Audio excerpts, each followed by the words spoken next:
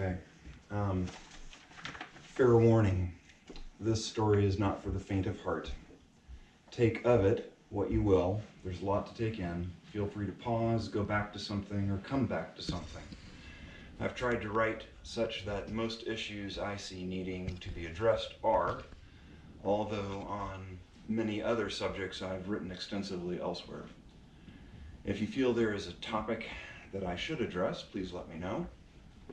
I am already thinking of a few, including Wall Street, fractional reserve banking, the insurance industry in greater depth, the industrial production of meat, animal testing, etc. However, time is limited. Please keep in mind here, I broke the law by publicly speaking out.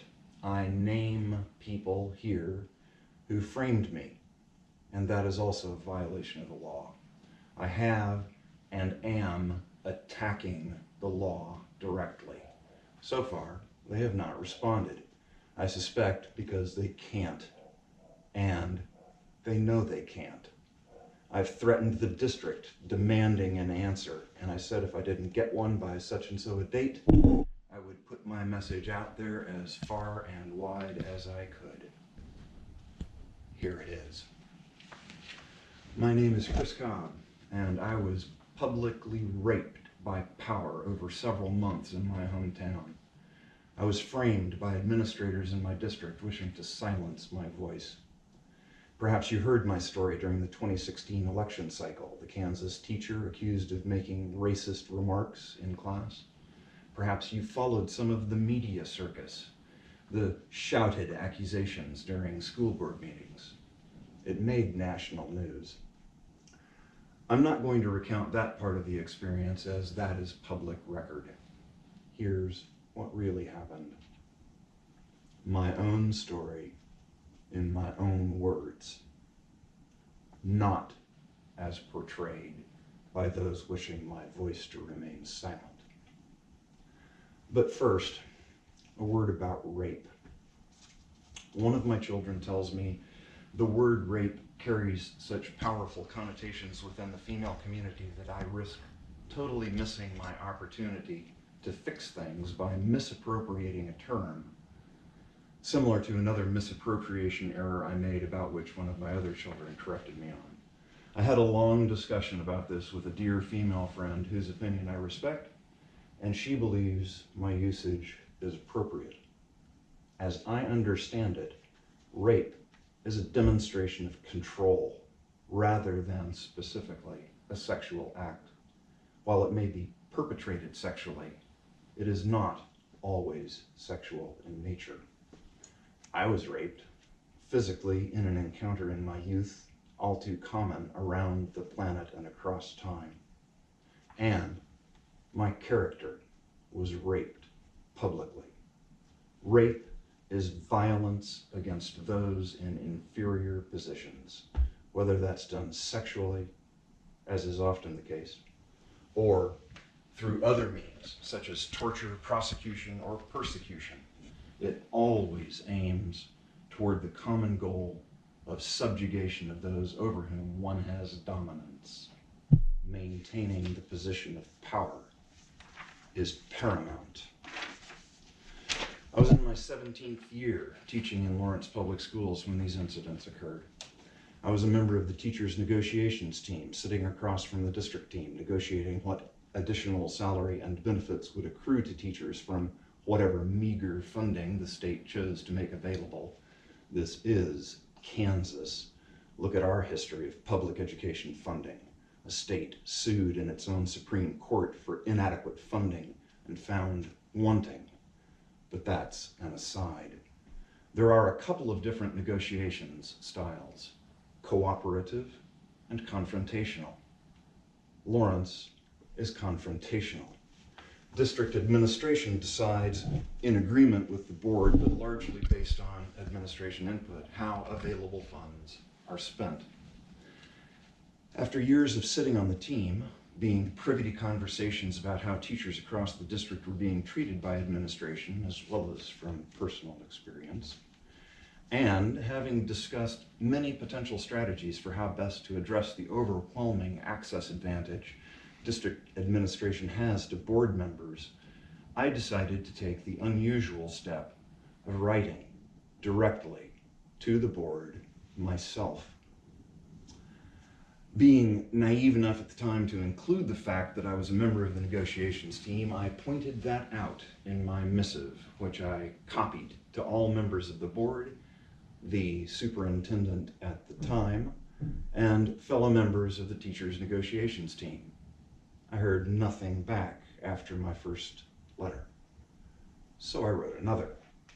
That elicited some response, and I began interacting with a couple board members who asked for further clarification on a couple of points. I note that at least a couple of those board members are still on the board. It became clear there was unease. I was informing board members directly about teacher concerns. There ensued a flurry of activity during which I wrote a letter of apology for having given the unintended impression I was speaking for anyone other than myself. I distanced my remarks from LEA, the Lawrence Education Association, and clarified that my comments were mine and mine alone, although they are informed by my insider information. I wrote a third letter. Shortly after writing this letter, I was called into Jennifer Besselow's office and told, in very political language, not to write anymore. I informed her that, according to my understanding, as a citizen of the United States, I have a right called freedom of speech. I was doing this on my own time, outside of work hours, and I had no intention of stopping. I was so incensed the superintendent had been too cowardly to approach me himself and had instead farmed that out to his lackey. I immediately, legal term contemporaneously, told one of my colleagues I had just been threatened to shut up and had replied I would not. That colleague remembers that conversation. I taught social studies. I was not an easy teacher. I have high standards for kids and for myself.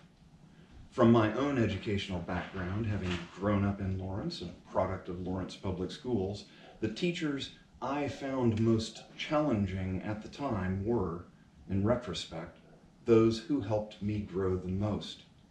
They didn't allow me to just get by. They challenged me to do more than perhaps I believed myself capable at the time. My personal belief is people don't grow unless challenged. I also believe that in life, one will meet and be forced to deal with difficult people. It does students no good service to preserve them from a life lesson in learning how to deal with challenging people or circumstances. In retrospect, I was doubtless too harsh on some students, many of whom are fragile due to circumstances beyond their control. To any students I pushed too hard, I apologize. None of us are perfect. I did the best I knew how at the time. A brief description of the activity I was engaged in at the time of the accusations seems in order. Given that it was an election year, I decided to approach this most unusual campaign entirely differently. I drafted a template for students to fill in with information on a topic or topics of their choice being addressed by the candidates in the election. I made sure to include Jill Stein and Gary Johnson, as well as Clinton and Trump. I fully believe democracy depends on an informed electorate. How can voters make an informed decision if they don't carefully listen to what all candidates say? Why deny voters the opportunity to listen to voices absent during debates? The obvious answer is those in power don't want those voices heard. Students in all classes generated ideas of topics they'd heard discussed in the news or at home, and I put together a master list of websites from which students could get accurate information. We also talked about how to determine if a website was biased. And we likewise expanded both the list and the websites as the project grew. We had quite a list of topics to cover. Students began to research, and they were really into it. Free to choose their own topic, I encouraged them to accurately cite the source of any information they got so they could refer back to it if they needed. They were required to get information on their topic from each of the candidates so they could compare positions.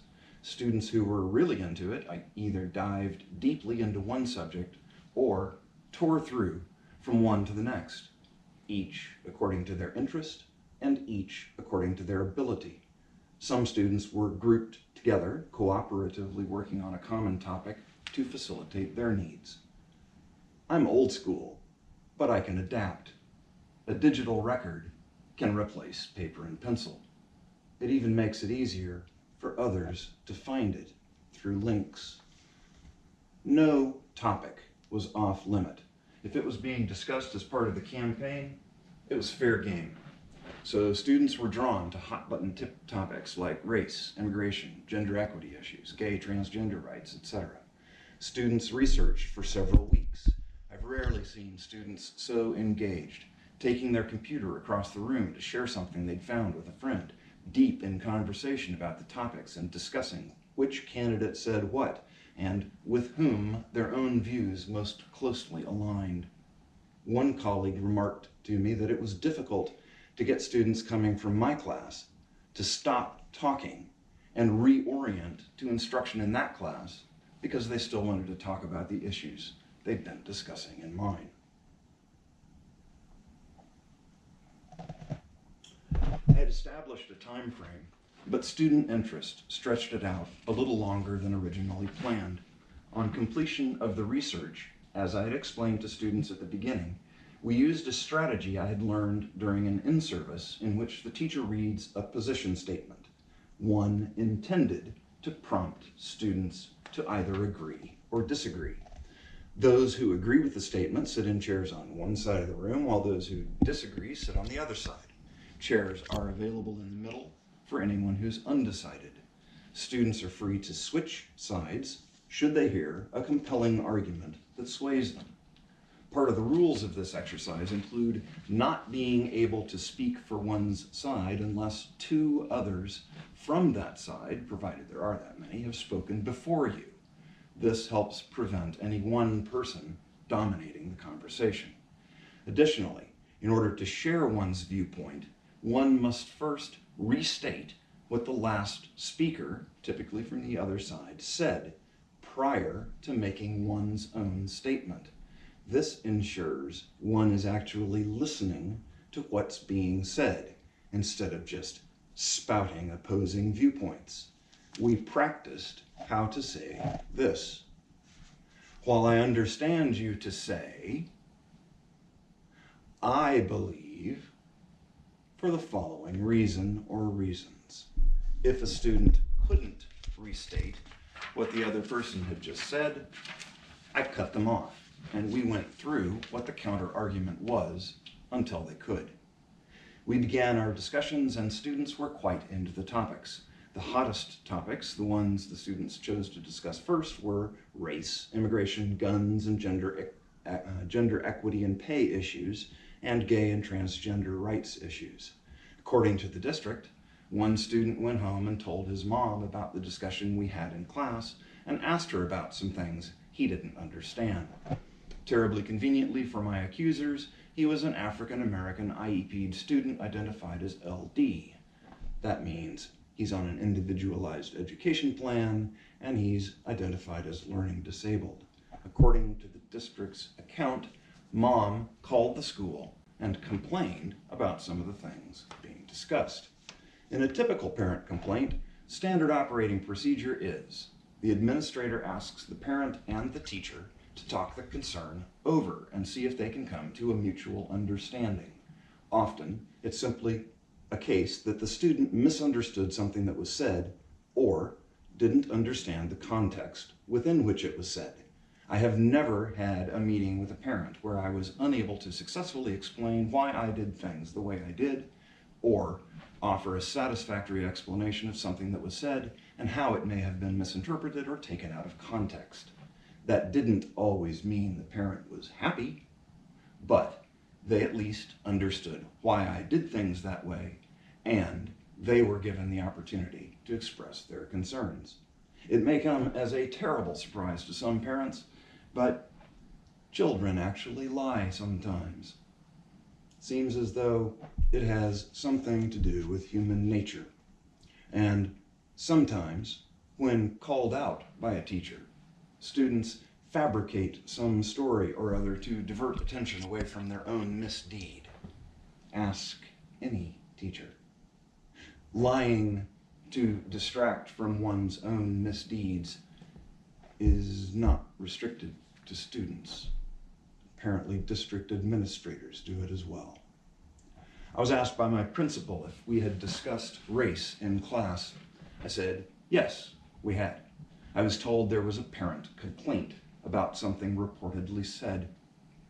I offered to call or meet with the parent to explain the context or clear up any misunderstanding. I was never given that opportunity. I was never permitted to speak with the parent despite my several documented requests. Ask any teacher, is it usual to be denied permission to clear up a misunderstanding with a parent? Don't administrators want things handled at the lowest possible level? Why take it public and make a huge scene if it's something that can be cleared up with a simple conversation? No reason, unless to silence a voice that's challenging you. Summoned to another meeting in Jennifer Besselow's office, I was put on administrative leave on the eve of fall parent-teacher conferences. At that meeting, she assured me no one would know why I was gone. The district issued a press release that same day stating that a teacher at my school had been put on administrative leave for having allegedly made inappropriate racial remarks. TV crews from Kansas City were on hand for parent-teacher conferences that evening, with reporters trying to interview children, parents, and staff. I sat silent, gagged by a legal trap, while the district administrators who wished my voice silent watched the results of their machinations unfold, a circus media show that finally went national. The legal trap was admittedly beautifully laid. By asserting that the complaint came from a student with protected legal status, I was enjoined from responding. School board meetings went viral. My principal took the time during what should otherwise normally have been staff development time to show one of the school board meetings at which a local bully was shouting my name and hurling vitriol. It was quite a show. One might ask why a principal would do such a thing during a staff meeting. One potential answer, if one were carefully examining possible motives, is that it was the intent of the district to intimidate my fellow teachers from coming to my defense. A pretty good way to do that might be to show them what they could expect to likewise endure if they were willing to stand up for me, or maybe any other issue. Power often publicly executes or humiliates a victim just to remind the masses to toe the line. Or they could be next. Set an example. Publicly accused of making racist remarks. I am a returned Peace Corps volunteer who served in Africa. Typical racist behavior, right? I remember hearing my story on the national news several days running. What proof was ever offered that these allegations weren't simply created out of thin air? There's a possible explanation. I wasn't permitted to talk with the parent. Unsurprisingly, conveniently, this family relocated out of district soon after this incident. One wonders if perhaps they received financial aid to do so. Called into the district office to answer the alleged racist remarks, I was confronted by the very hostile team of David Cunningham, the chief legal counsel for the district, and Jennifer Besselow, principal at my school, two of the very people I allege framed me. Despite the hostile audience, I apparently answered their concerns and questions adequately satisfactorily that they determined they had no basis to fire me.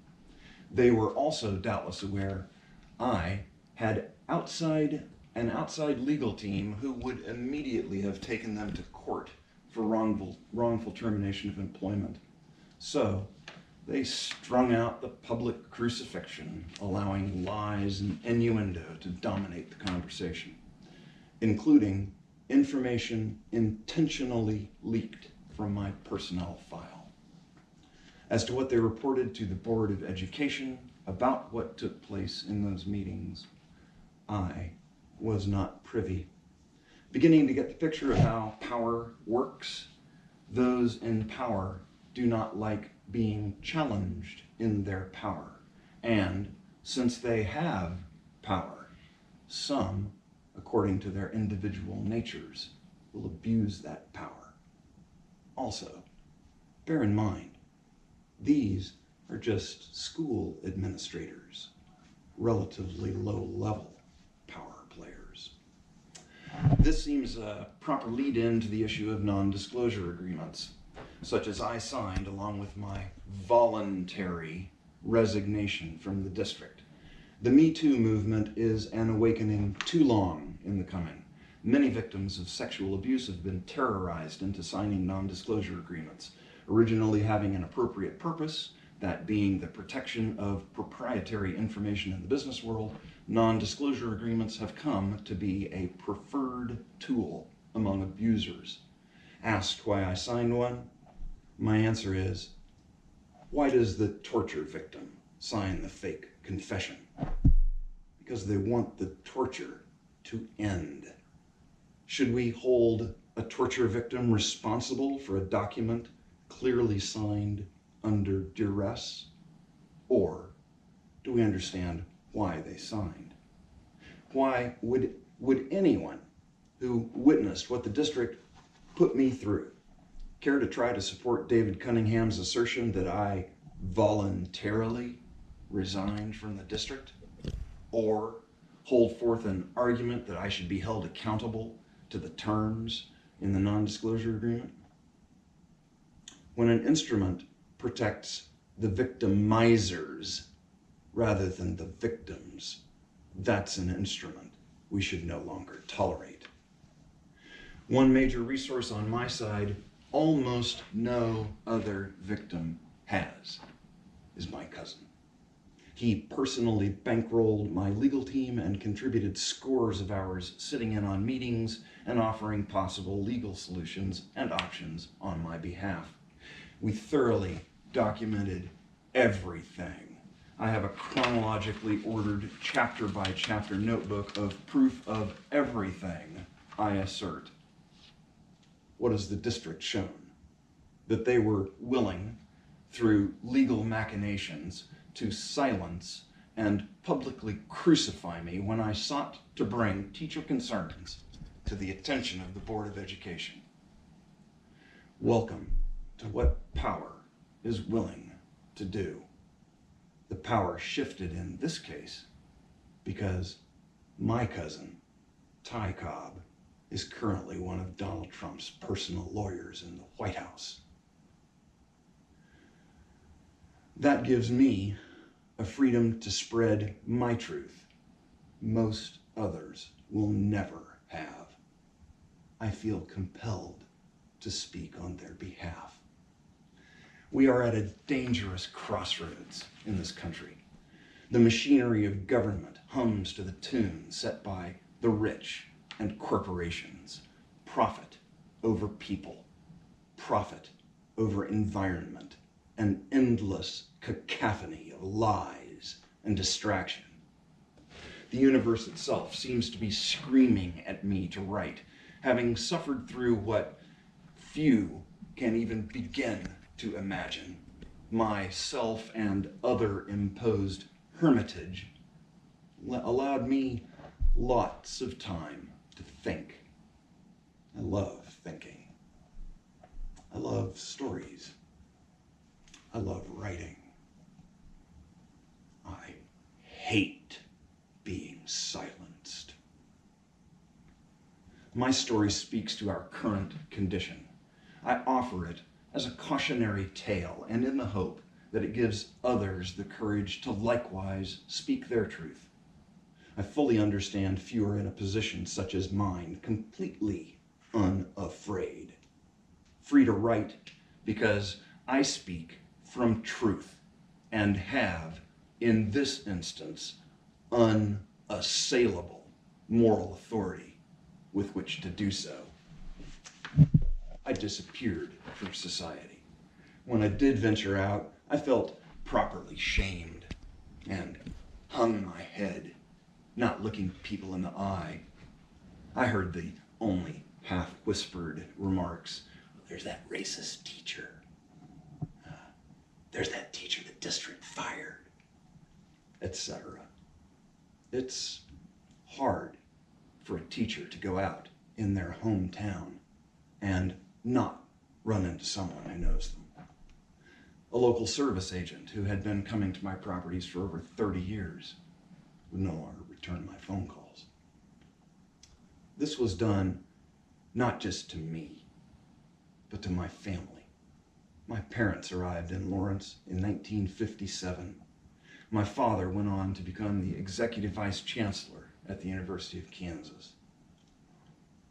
By the way, he helped to establish the Africa Studies program, and he was instrumental in establishing the exchange program between the University of Benin in Lagos, Nigeria, and KU.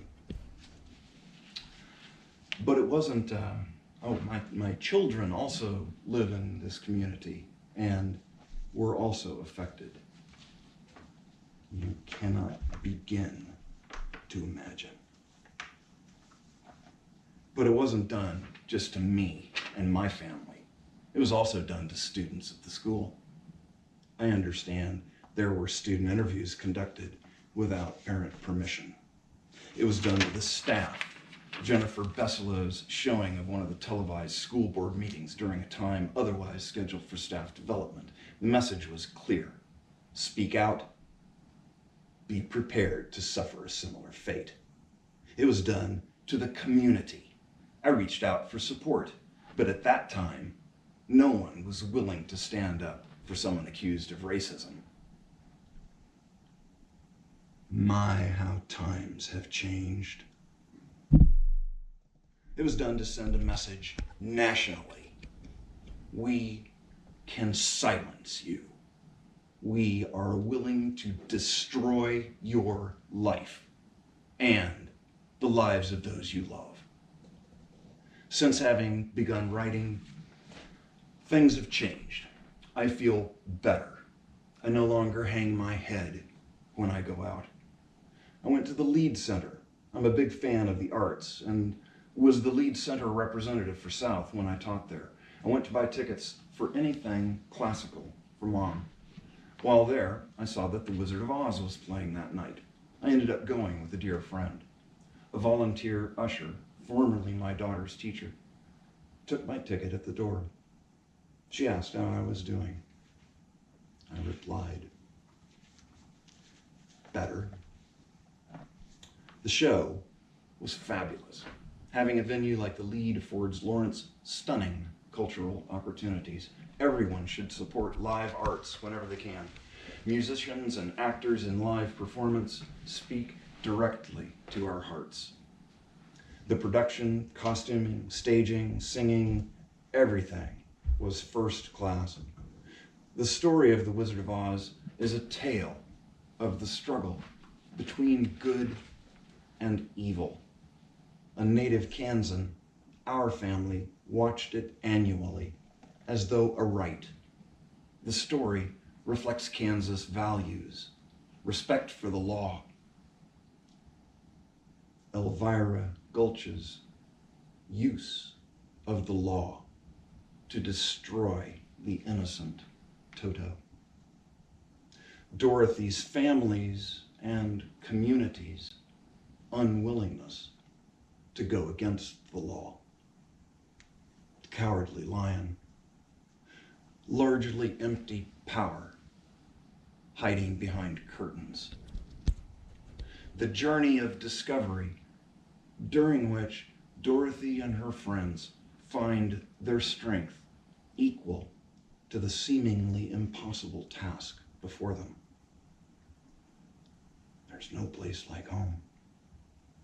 Ask yourself, how could you compensate someone so publicly humiliated and wronged in their own hometown, whose reputation was intentionally, publicly attacked, who was, through legal trickery, silenced, unlike others who seek to feed at the public trough?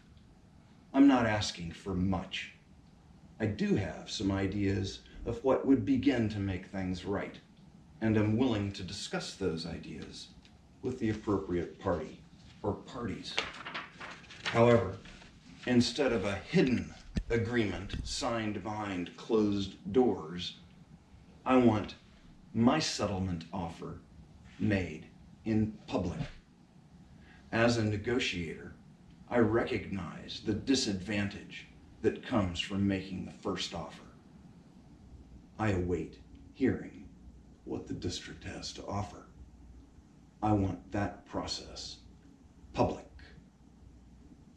I'm glad I didn't eat that bullet in November. I very nearly did.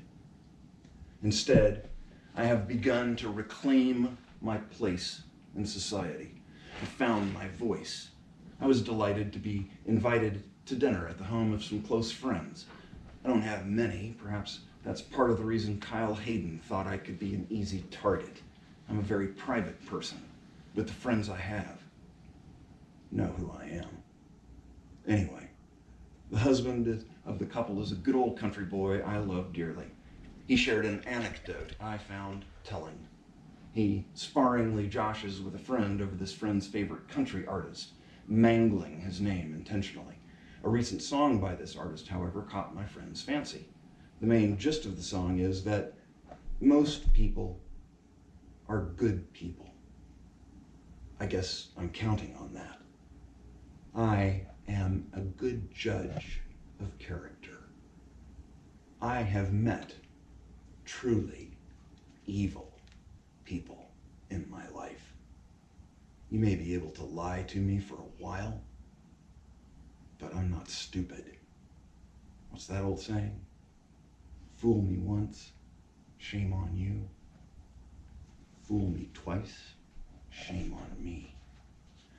As a teacher of ancient civilizations and comparative religion, I had the opportunity to delve into learning about those topics in depth. I love learning. I could never figure out how everyone didn't just want to dive into learning. But as a teacher, I could clearly see that learning was being impeded by the stresses most kids bring with them to school from their everyday life. Kids come from homelessness, from abusive situations. They come hungry, etc. Perhaps they're worried one or both of their parents might be deported. Maybe they're caring for a sick or dying family member or looking after younger siblings. Maybe they are being bullied because they're different. I was bullied. I was and am different. Sadly, I bullied others too. Isn't that often the case? Someone hurts you and you pass that hurt on to someone else. Schools try to provide comforts and help children navigate the difficulties of growing up as best they can. As with most service professions, there are never enough staff to do the job. Why not? Money. Those in power prefer the money be spent elsewhere or kept for themselves. I always thought education was one of the most important things society does. Sorry, lost my place.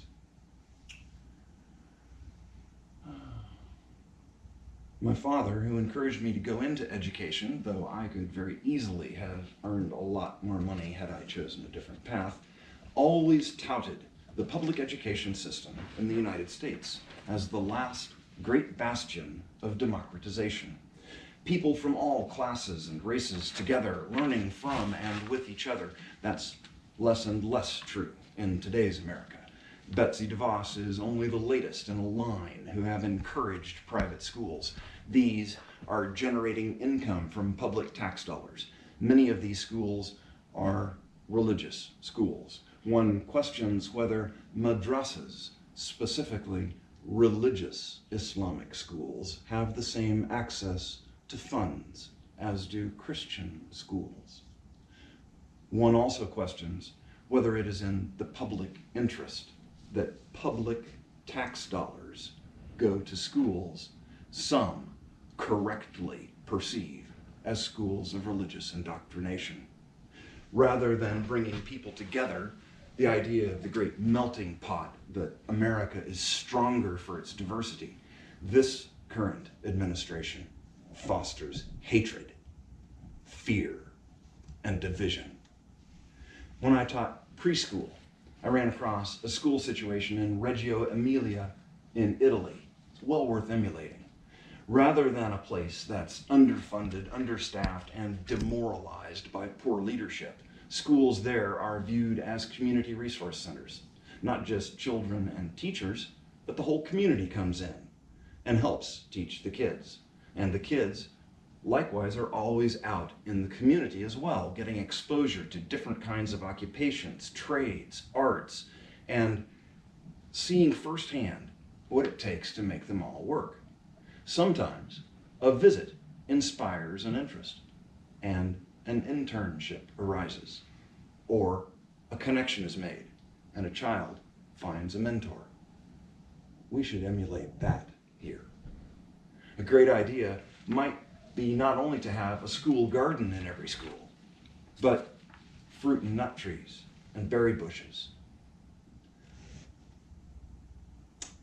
How about an open fire pit around which anyone could gather and tell stories like people used to do? Build community. What we value in society says a lot. Service folk are generally underpaid and overworked. Sometimes folk work several jobs just to get by. They shouldn't have to.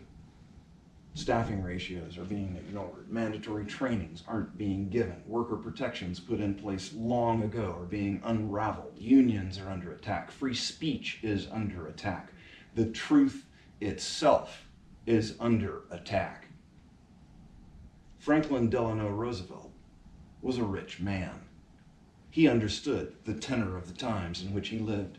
He understood that unless the rich began to give back some of their riches for the benefit of the common good, the changes coming could be unpleasant. He was able to convince not all, but enough of his rich friends and compatriots to raise taxes on themselves to over 90%. And he instituted a variety of programs that put people to work. The Works Project Administration, the Tennessee Valley Authority, the Civilian Conservation Corps, etc. His administration put into place something like 100 bills in his first 100 days in office, and they put Americans to work, building the infrastructure now in such desperate need of repairs and upgrades. They did great works. The construction of roads, bridges, tunnels, aqueducts, dams, rural electrification projects. Many of the national park roads and trails were cut by men and women paid by the government just so everybody who could work and who wanted to was able to. We are in sad need of exactly such today. Fixes to our water supply system, our power supply system, our transportation grid. But instead of putting Americans to work, those in power recently voted to give the richest even more riches. And they aren't interested in sharing with you. High time they did. There is more than enough money in the world to see to it that no one need go hungry, no one need lack shelter, and no one should be deprived of access to free health care. A word about cars and how we travel. In Europe, there's great infrastructure in place that affords most people who live in cities to function perfectly well without a car. Public transportation is readily available. Here in America, public transportation in cities was ripped out in favor of more roads and more cars. Why? Because it promoted the interests of the wealthy.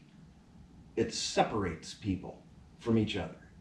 And that promotes an us against them mentality. It's better for major corporations who can produce more cars and a seemingly endlessly expanding roadway system that somehow still never seems capable of handling the traffic.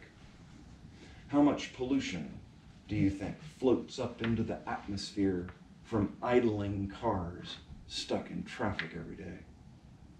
Great for the fossil fuel industry. Not so great for us or the planet. I was invited to visit a friend's uncle in Washington, D.C. long ago. My friend, growing up, and I went out to work on some of his uncle's properties. He sold real estate on the side. He had another job, and he had a number of rental properties. One of them that we worked on was literally 2 blocks from the Supreme Court building.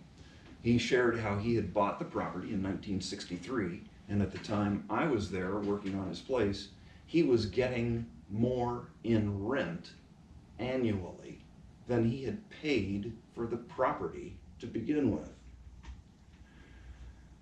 Such was the Washington real estate market, going up sometimes more than 20% per annum for years on end. He's a very rich man. I watched him write a 7-figure check to pay his taxes. He took us out every night in DC, and he even took us to New York. And on the way back, one 10-mile section of road took us over 2 hours, it might have been closer to 3 or 4, to travel. And that was almost 40 years ago. The rich live different lives. I don't know why I was as fortunate as I was to have been adopted by 2 of the most wonderful people in the world. But I was. It has given me some interesting insights. Family means something different to me than it does to many people. My sister and I were either accepted wholeheartedly or not by certain members of the family. Not all chose to accept us, as we weren't natural children of our parents. We were both challenging, and Mom and Dad were generous enough people that despite the many hardships we put them through, we all finally came to love and respect each other deeply. That didn't happen overnight. We had many years of disaffection and misunderstandings, as sometimes happens in families. Egos get in the way.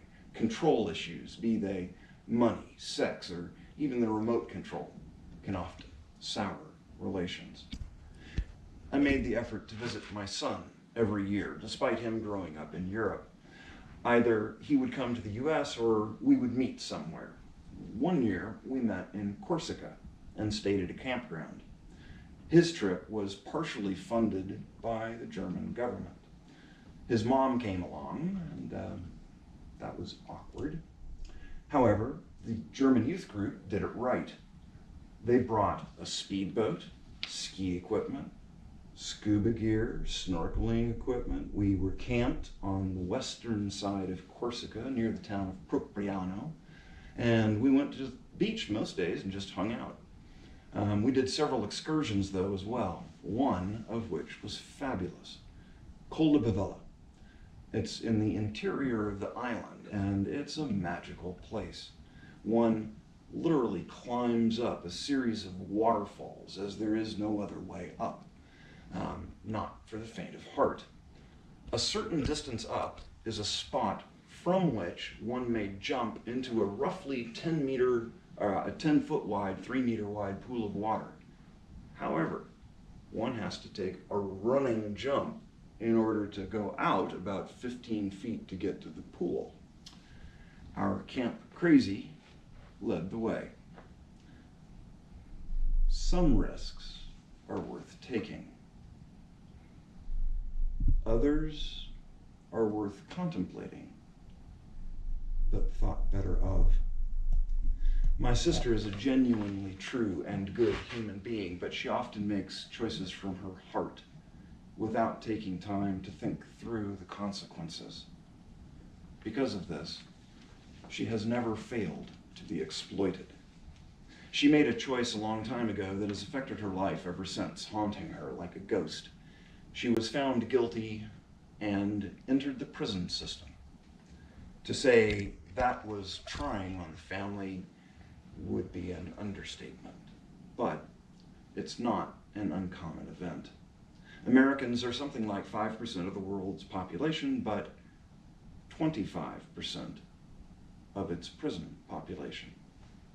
In the 1990s, the #1 growth industry in the United States was building prisons.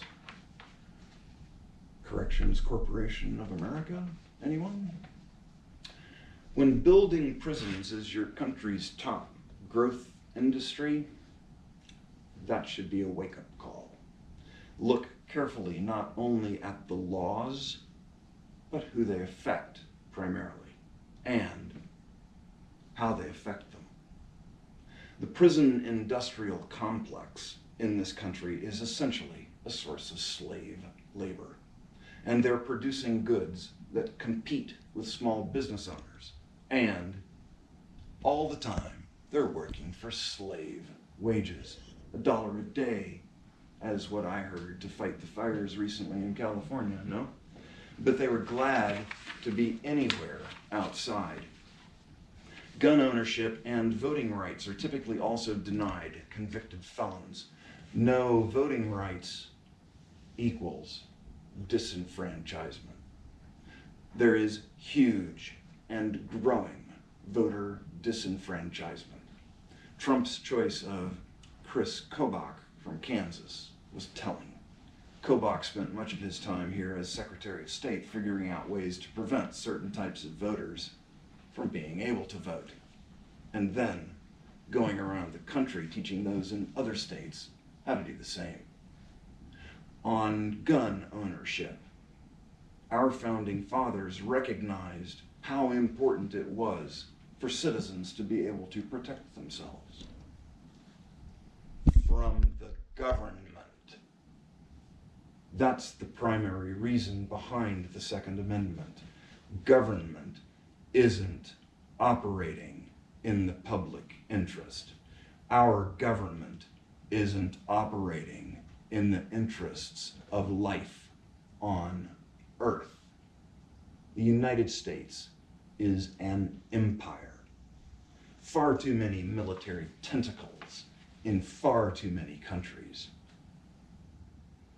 We need to stop raping everything, everywhere. Time to grow up, America. There are also far too many tentacles in the lives of the average American. Your every conversation on any device is monitored, if not recorded. Every email, text, sext.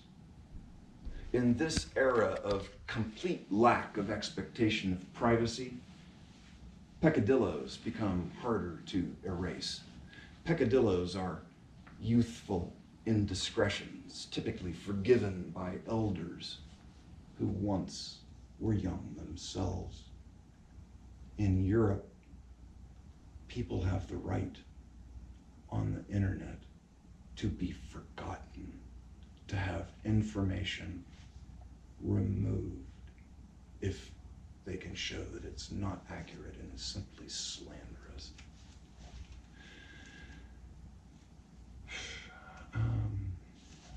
Always questioning everything and always wanting to get my way, I heard that a favorite band of mine was coming to Kansas City. And I asked Dad if he would take me, but he either couldn't or wouldn't. I was very young. So I stole his car and drove in anyway. I was 15. I'm not even sure if I had a driver's license yet or not, but certainly nothing more than a learner's permit. The band was Supertramp. Their latest 2 albums at the time were Crime of the Century and Crisis What Crisis. Worth a spin. Supertramp was known for having an awesome sound system, and their shows in the 1970s were fabulous. I had to be there. Nothing was going to stop me. Nothing ever has so far, well, at least not for long. We complain about Russian interference in our election. Please.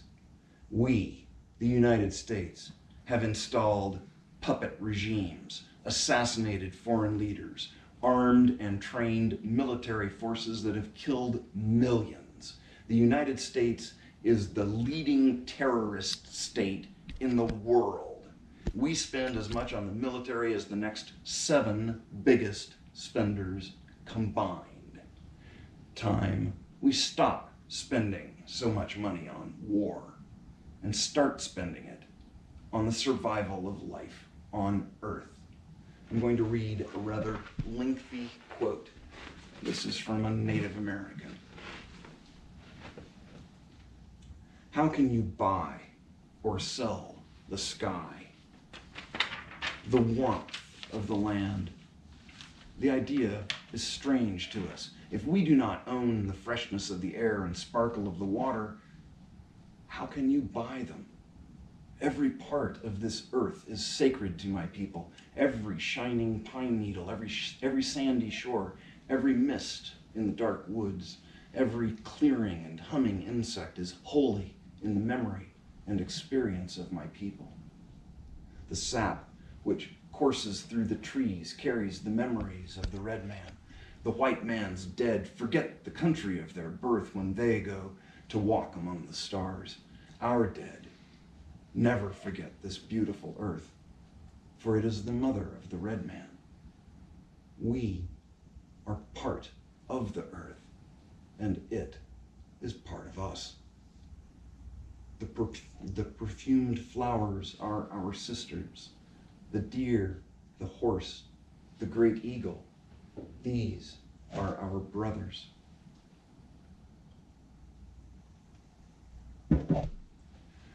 The rocky crests, the juices in the meadow, the body heat of the pony and man, all belong to the same family.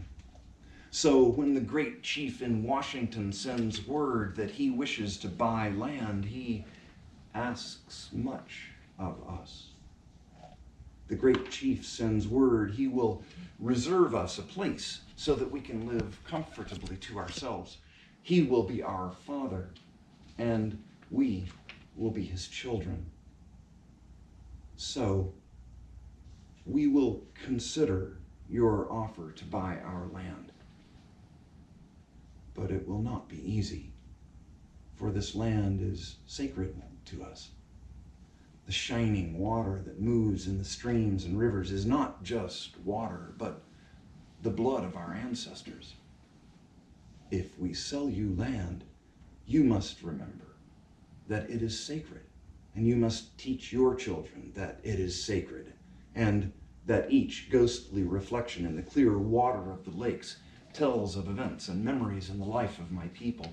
The water's murmur is the voice of my father's father. The rivers are our brothers. They quench our thirst. The rivers carry our canoes and feed our children. If we sell you our land, you must remember and teach your children that the rivers are our brothers and yours. And you must henceforth give the rivers the kindness you would give any brother. We know that the white man does not understand our ways. One portion of land is the same to him as the next, for he is a stranger who comes in the night and takes from the land whatever he needs. The earth is not his brother, but his enemy. And when he has conquered, he moves on. He leaves his father's graves behind, and he does not care. He kidnaps the earth from his children, and he does not care. His father's grave and his children's birthright are forgotten. He treats his mother, the earth, and his brother, the sky, as things to be bought, plundered, sold like sheep or bright beads. His appetite to devour the earth. His appetite will devour the earth and leave behind only a desert. I do not know. Our ways are different from yours. The sight of your cities pains the eyes of the red man. But perhaps it is because the red man is a savage and does not understand. There is no quiet place in the white man's cities. No place to hear the unfurling of leaves in spring or the rustle of an insect's wings. But perhaps it is because I am a savage and do not understand. The clatter only seems to insult the ears. And what is there to life if a man cannot hear the lonely cry of the whippoorwill or the arguments of the frogs around a pond at night? I am a red man and do not understand. The Indian prefers the soft sound of the wind darting over the face of a pond and the smell of the wind itself, cleaned by a midday rain or scented with the pinyon pine. The air is precious to the red man, for all things share the same breath. The beast, the tree, the man, they all share the same breath. The white man does not seem to notice the air he breathes. Like a man dying for many days, he is numb to the stench. But if we sell you our land, you must remember that the air is precious to us, that the air shares its spirit with all the life it supports. The wind that gave our grandfather his first breath also receives his last sigh. And if we sell you our land, you must keep it apart and sacred as a place where even the white man can go to taste the wind that is sweetened by the meadow's flowers. So, we will consider your offer to buy our land. If we decide to accept, I will make one condition. The white man must treat the beasts of this land as his brothers. I am a savage and do not understand any other way. I've seen 1,000 rotting buffalo on the prairie, left by the white man who shot them from a passing train. I am a savage, and I do not understand how the smoking iron horse can be more important than the buffalo that we kill only to stay alive. What is man without the beasts? If all the beasts were gone, man would die from a great loneliness of spirit. For whatever happens to the beasts soon happens to man. All things are connected. You must teach your children that the ground Beneath their feet is the ashes of your grandfathers, so that they will respect the land. Tell your children that the earth is rich with the lives of our kin. Teach your children what we have taught our children, that the earth is our mother. Whatever befalls the earth befalls the sons of the earth. If men spit upon the ground, they spit upon themselves. This we know. The earth does not belong to man. Man belongs to the earth. This we know.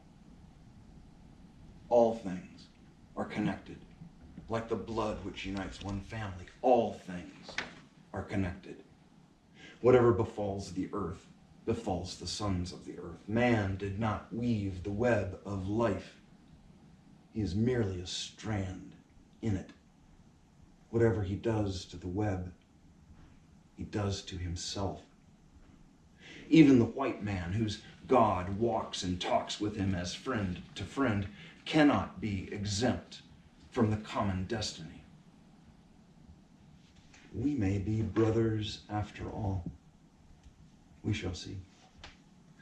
One thing we know, which the white man may one day discover: our God is the same God.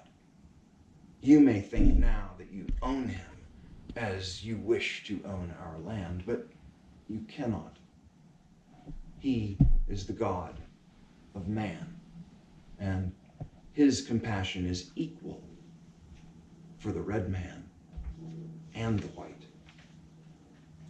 This earth is precious to him, and to harm the earth is to heap contempt on its creator. The whites too shall pass, perhaps sooner than all other tribes. Contaminate your bed, and you will one night suffocate in your own waste.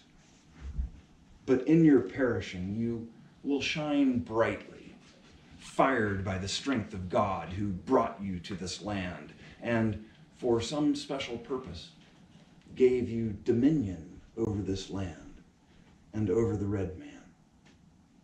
That destiny is a mystery to us, for we do not understand when the buffalo are all slaughtered, the wild horses are tamed, the secret corners of the forest heavy with the scent of many men, and the view of the ripe hills blotted by talking wires.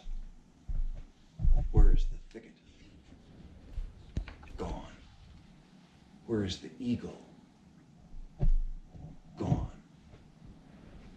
The end of living and the beginning of survival. That quote was attributed to Chief Seattle, 1854, when the great chief in Washington offered to buy the tribe's land with the promise of a reservation. I had an interesting conversation with a young man recently. He too was adopted, only from Bulgaria. He served 4 years in the Bulgarian military and was given a house as compensation by the government. So here's a not quite 30-year-old who, simply because he served his military, now owns a house there, free and clear. We don't seem to treat our veterans nearly as well. We once tried. The VA bill after World War II permitted many returning war vets to go to college and helped build great wealth over the next decades. We have far too many sons and daughters overseas. Bring them home and let those in other countries decide how best to proceed with their own affairs. Speaking of letting others proceed with their own affairs, stop legislating morality. If you don't believe in abortion, don't have one. To deny someone else their choice is wrong. Stop worrying about what someone else is doing in their bedroom. It isn't your business. And if you're wondering about and checking on their practices, are you ready for someone to expose yours? The same people who are right-to-lifers seem also to support the death penalty and refuse to accept that increased taxes might be necessary to support all those kids that come about as a result. Utter hypocrisy. I think we're low on battery, so let's take a break. Yeah? Okay. Mom had a roommate in college who became the governess for the children of a member of the Saudi royal family. She came to visit one time, and I admired her watch. It was Cartier, custom made, about 2.5 inches tall, roughly an inch wide. The face was 4 vertical strips of different shades of blue, from lighter to darker, left to right, made from peacock feathers. The outer edge was rimmed in diamonds, and not small ones, at least 1/4 carat each. I asked her where she had gotten such a lovely thing. She replied that the prince for whom she worked had taken 17 of his wives to Europe on a shopping spree. She had gone along. He had bought 8 Rolls Royces, 1 for every day of the week, and 1 for spare parts.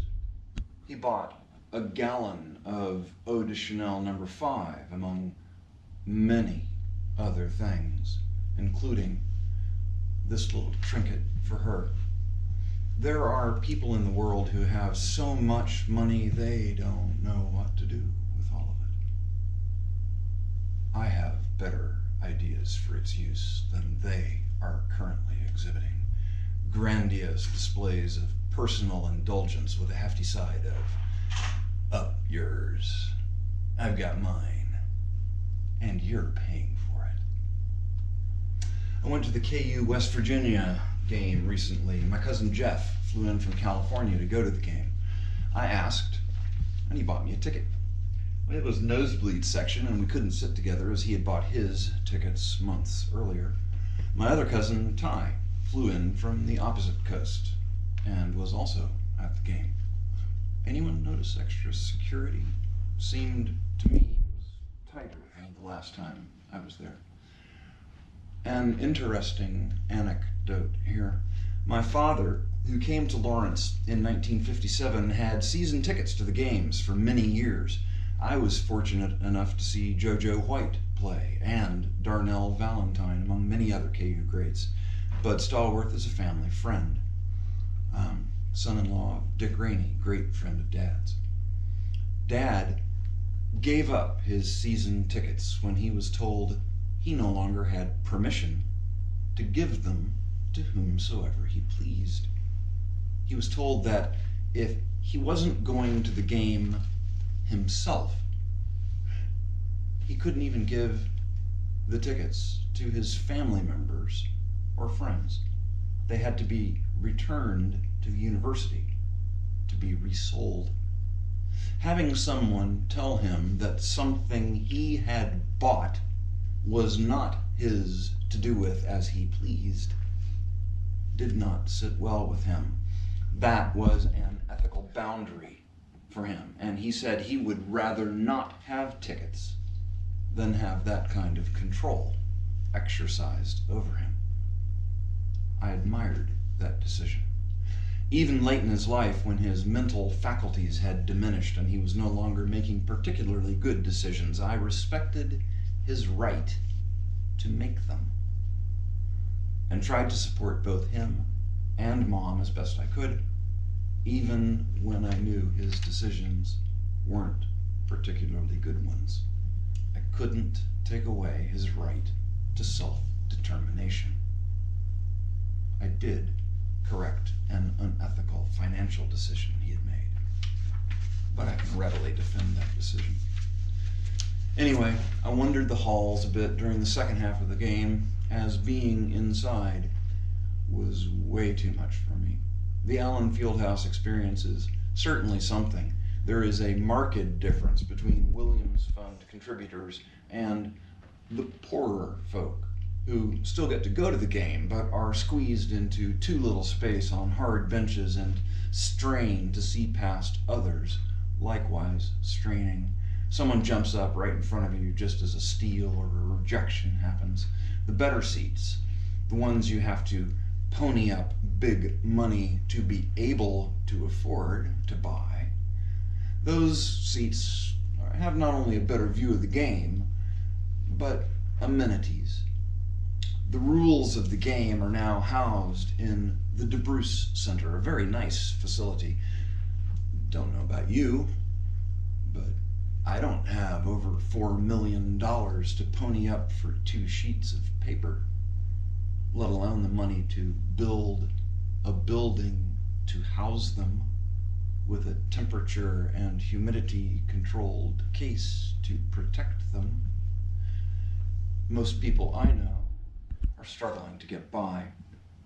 There are now restaurants and bars where the well-heeled can see and be seen.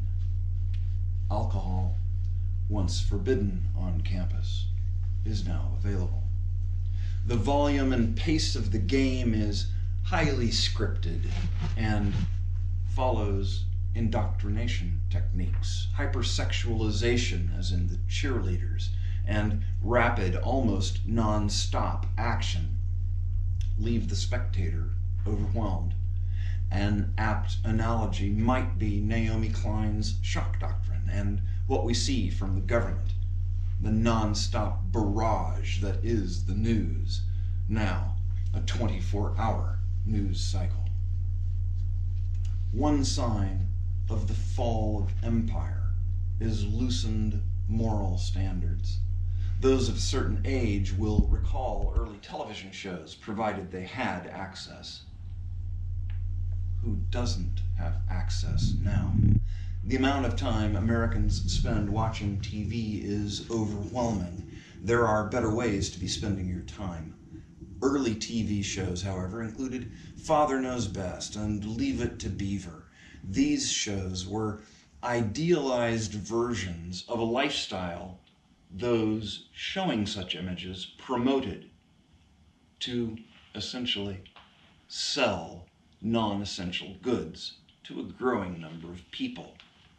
It's a long way from early TV to reality TV, which serves to fulfill people's prurient interests, sort of like watching a train wreck, hard to turn one's eyes or attention away. I don't believe that's worked favorably. The U.S. is hated in Islamic culture for its open, easy sexuality, sexual depravity, and a general loosening of the moral code is typical at the end of empire. I wandered downstairs during halftime and noticed that the restrooms on the ground floor, where the expensive seats are better equipped than those upstairs, and there are not near as many people waiting in line. By the way, architects, women need more restrooms in public spaces, and it would be nice to include family restrooms so that those who cannot toilet themselves can have someone they trust, even if that's a member of the opposite gender, help them.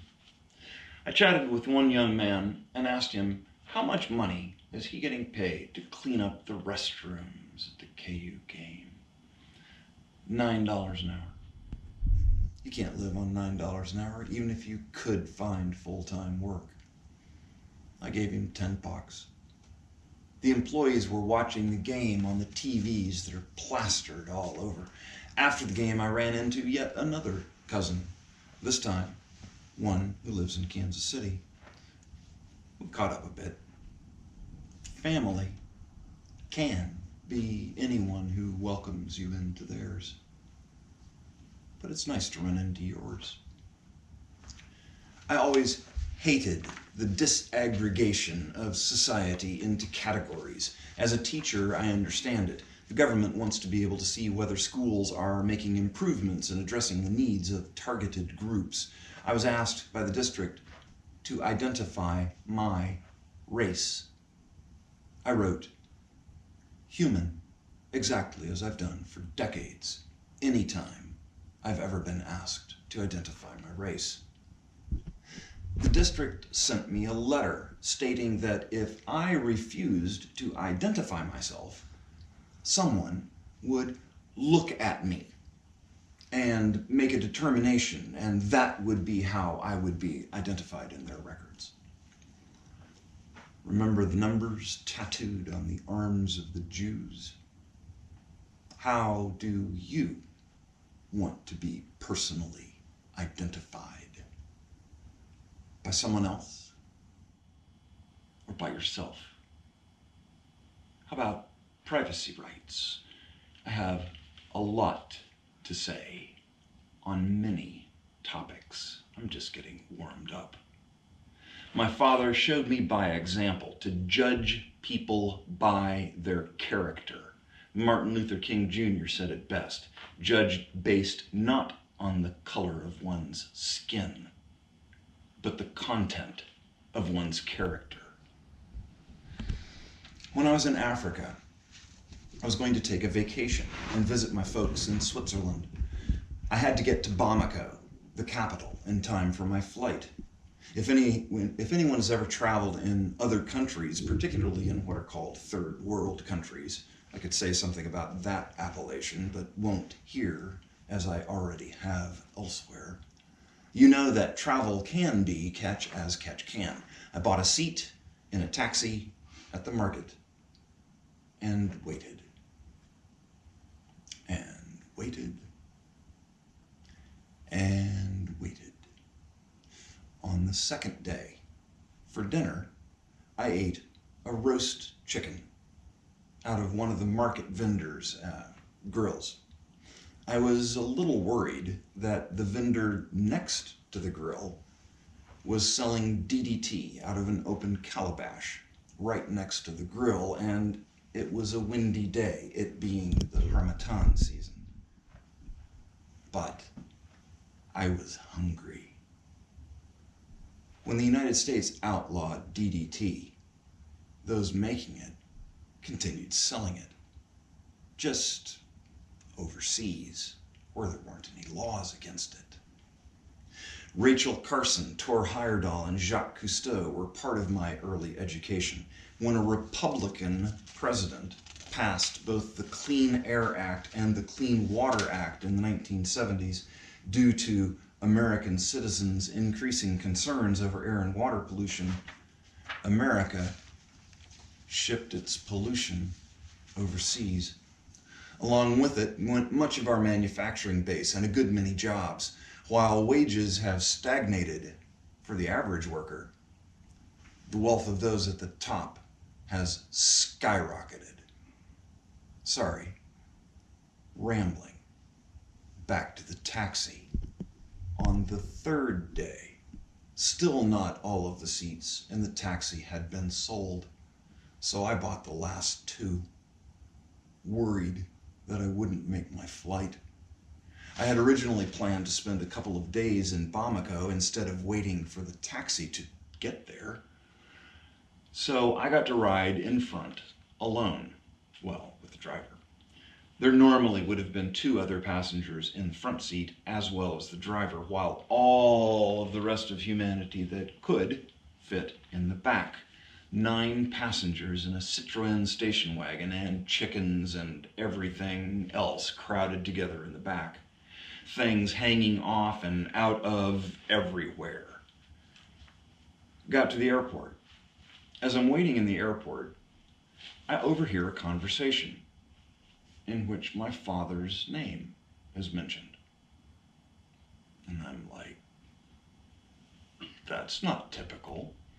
So I wander over and introduce myself and ask, how is it that these people happen to be talking about my father in the airport in Bamako, Mali? The world is small, sometimes amazingly so.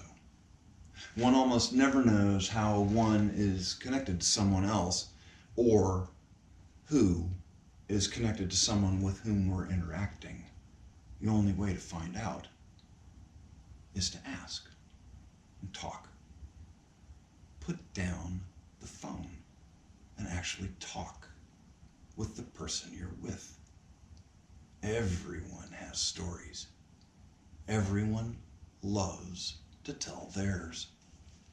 A good listener can learn some amazing stuff.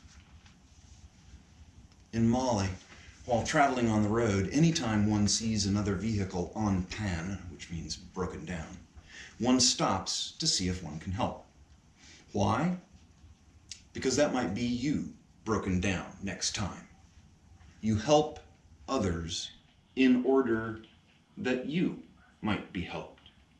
Hospitality in Arabic culture is very important. One does not treat one's guests poorly or do anything to harm one's guests, even if they are sworn enemies. Wow, could we stand to emulate that here instead of our current anti-immigration stance? We once had a stranger wander into town after dark in Dinanguru, the village where I served, close to the Burkina Faso border.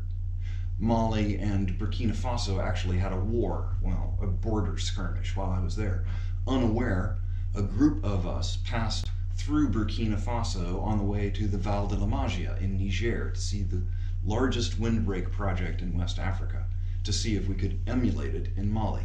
Since we crossed into Burkina Faso with a group of government functionaries, we were detained in a prison overnight and tried to sleep on the cement floors. The smell of urine was overpowering. They searched our vehicles and all of our personal belongings. It was not a pleasant night. They finally determined we were not a threat, since we had no guns, and they let us continue on our way. Back to the stranger. He was offered food and shelter with no thought of asking for payment.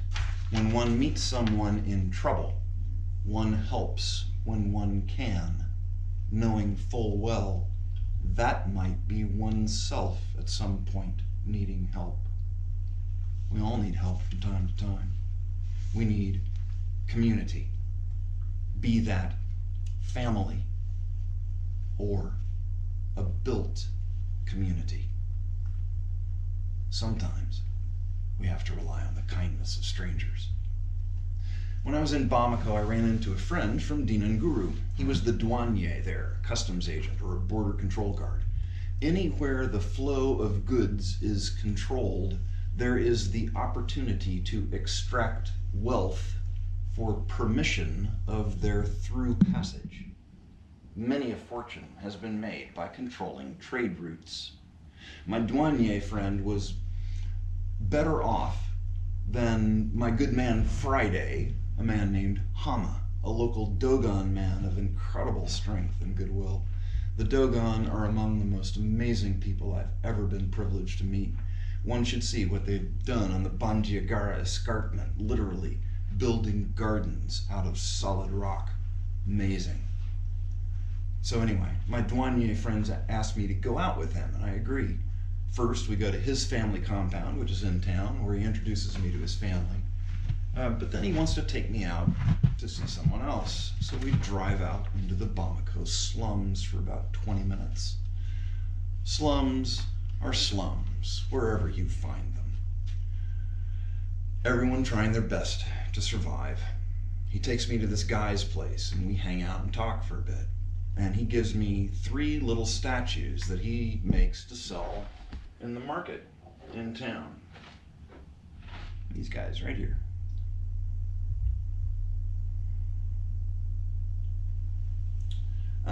Beautiful little painted metal figurines. I feel terrible, but he insists on giving them to me. I climbed the double helix staircase at Chambord, one of the many chateaux in the Loire Valley in France I visited during a summer abroad trip during college. Americans should get out and visit other countries, but not in the usual tourist way. Don't just go to the sites. Visit and get to know the locals. Ask them what to do, where to eat. They know their area and would love to point you in the best directions. Chambord was a huge hunting retreat, generously given by the king to one of his faithful. I spent the night at Le Mont Saint-Michel, dining on moule marinière and watching the tide come in and go out. Visited the American cemetery at Normandy and reflected on those that gave their lives that freedom should not perish on earth. I walked the catacombs of Paris and reflected on the endless dead and how we honor them by using land we will need to grow food and for other beings to inhabit. My sister used to work with hoarders, people who can't throw anything away. It becomes a health hazard. The accumulation of things is a sickness. People who own so much stuff, they can't even keep it all in their houses and have to rent space to keep more, always more. We don't own anything. We are, at best, temporary stewards. We should treasure what we have, buy things that are handmade and of a quality that will last. Capitalism is evil. It sells the idea of endless growth as though that's possible on a finite planet. Capitalism produces an endless supply of throwaway goods, cheaply made and designed for planned obsolescence, designed to fail, so you have to buy it again. I still cook with my grandmother's cookware. The original stove in my 1950s house still works. One of my favorite mathematicians, Bartlett, said, "Humans' greatest shortcoming is our inability to understand the exponential function." Imagine a Petri dish in which is placed the perfect nutritious medium for growth. There is exactly enough nutritious goo for a single-celled organism that doubles every second to grow, given its perfect environment, for exactly 1 hour.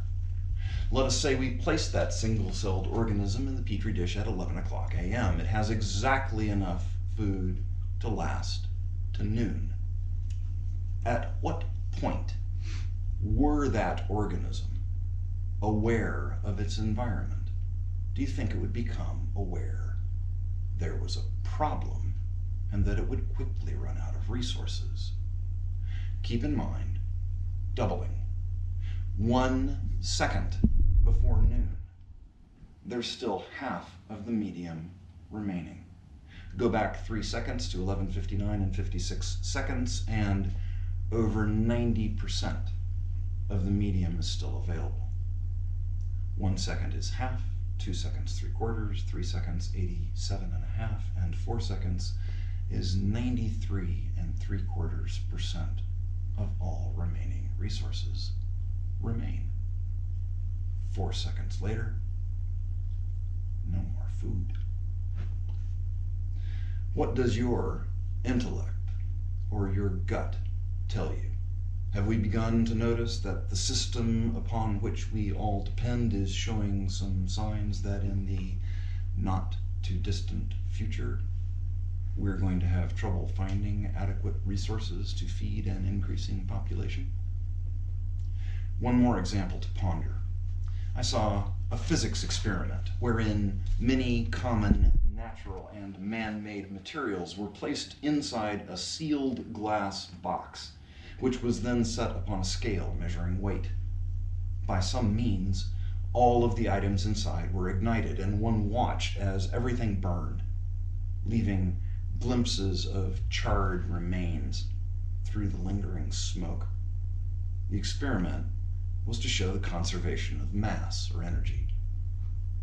The scale never moved, not while the items burned, nor afterward. I imagined myself stepping inside that box.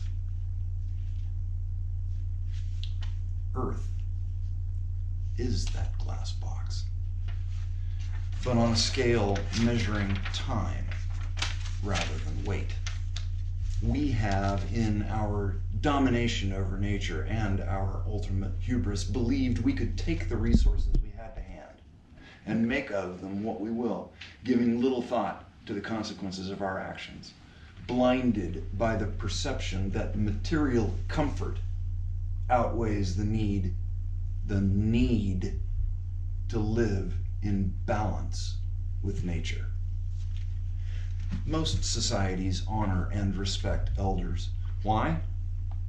Because not everyone makes it that long. There had to be a good combination of luck and skill to be able to survive.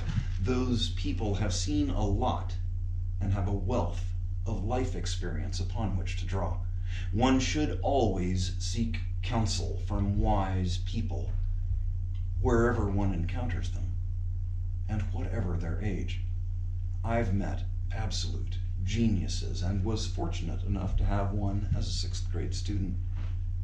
Another is in my family. Genius and socially strange behavior tend to go hand in hand. Ask any teacher. Know a kid on the spectrum? It's highly likely they are very skilled at something.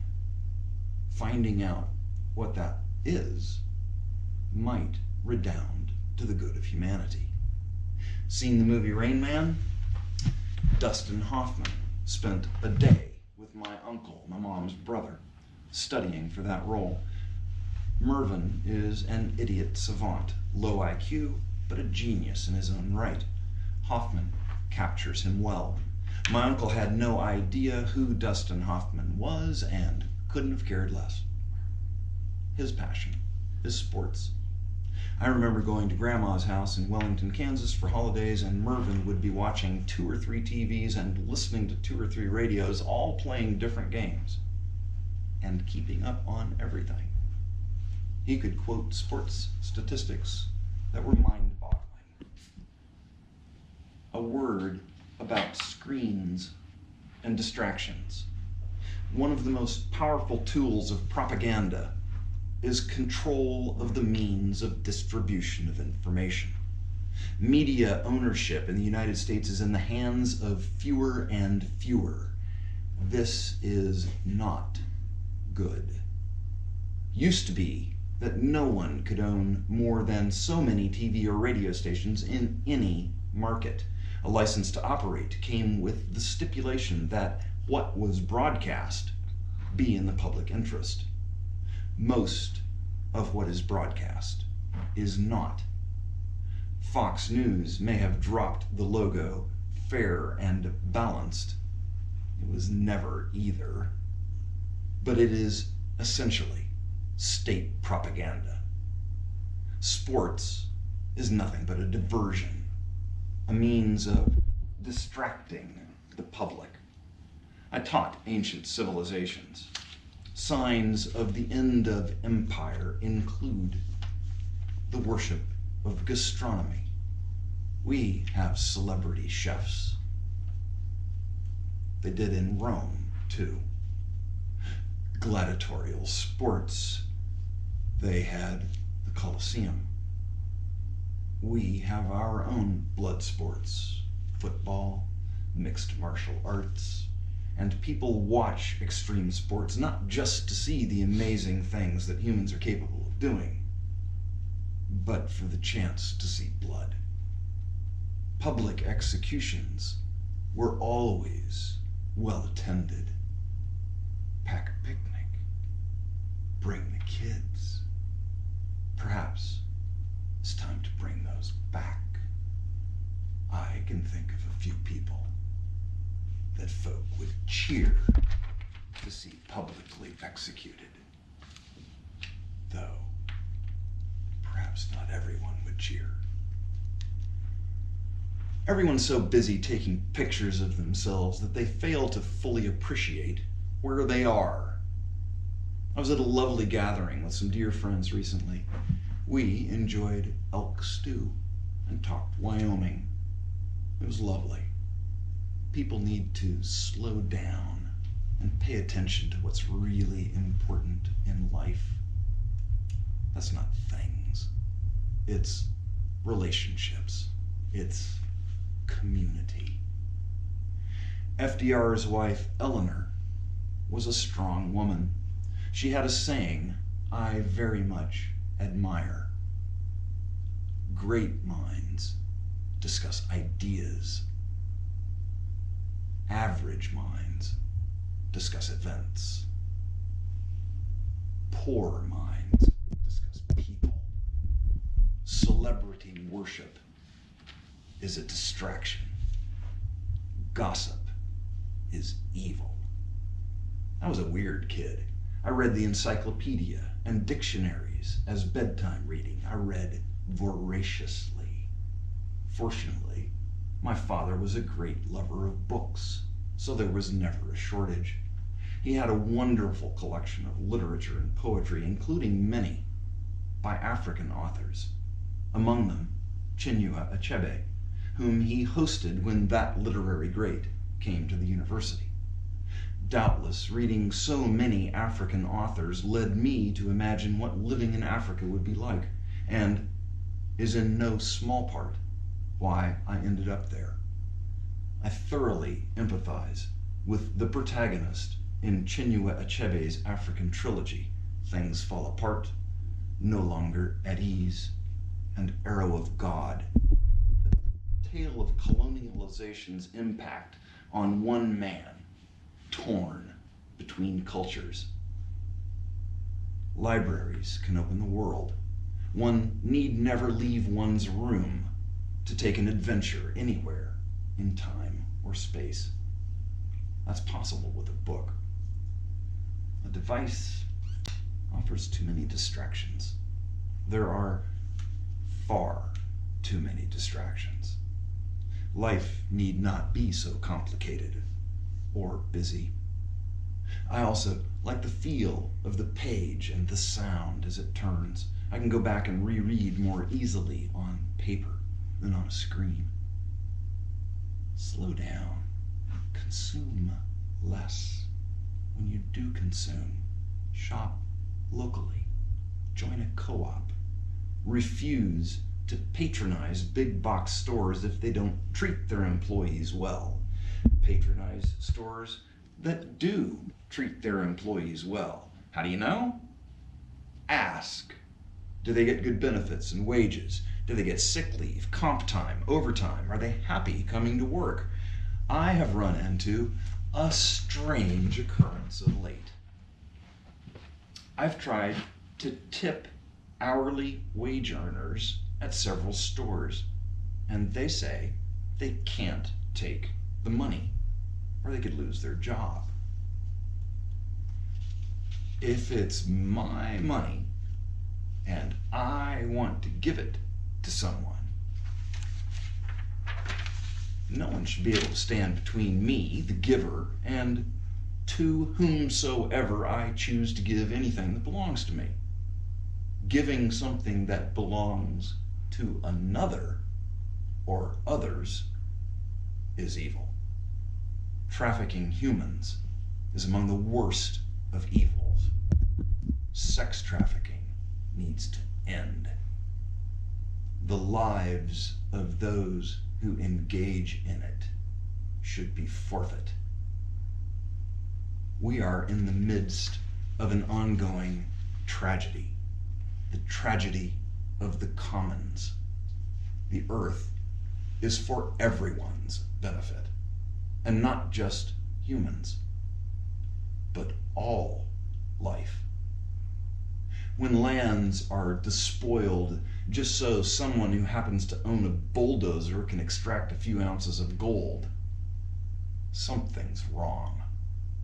The earth is not without end.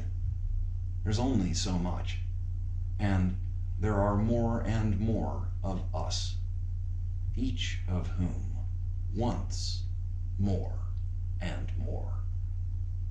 We're at a point in history where it's no longer necessary for all people to work in order to provide enough for everyone to have enough.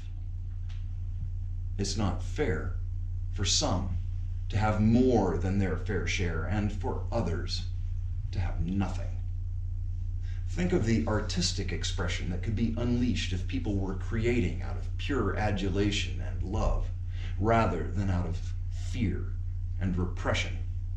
Though some of the greatest works of art have come from the wellspring of great pain. Great art speaks to us.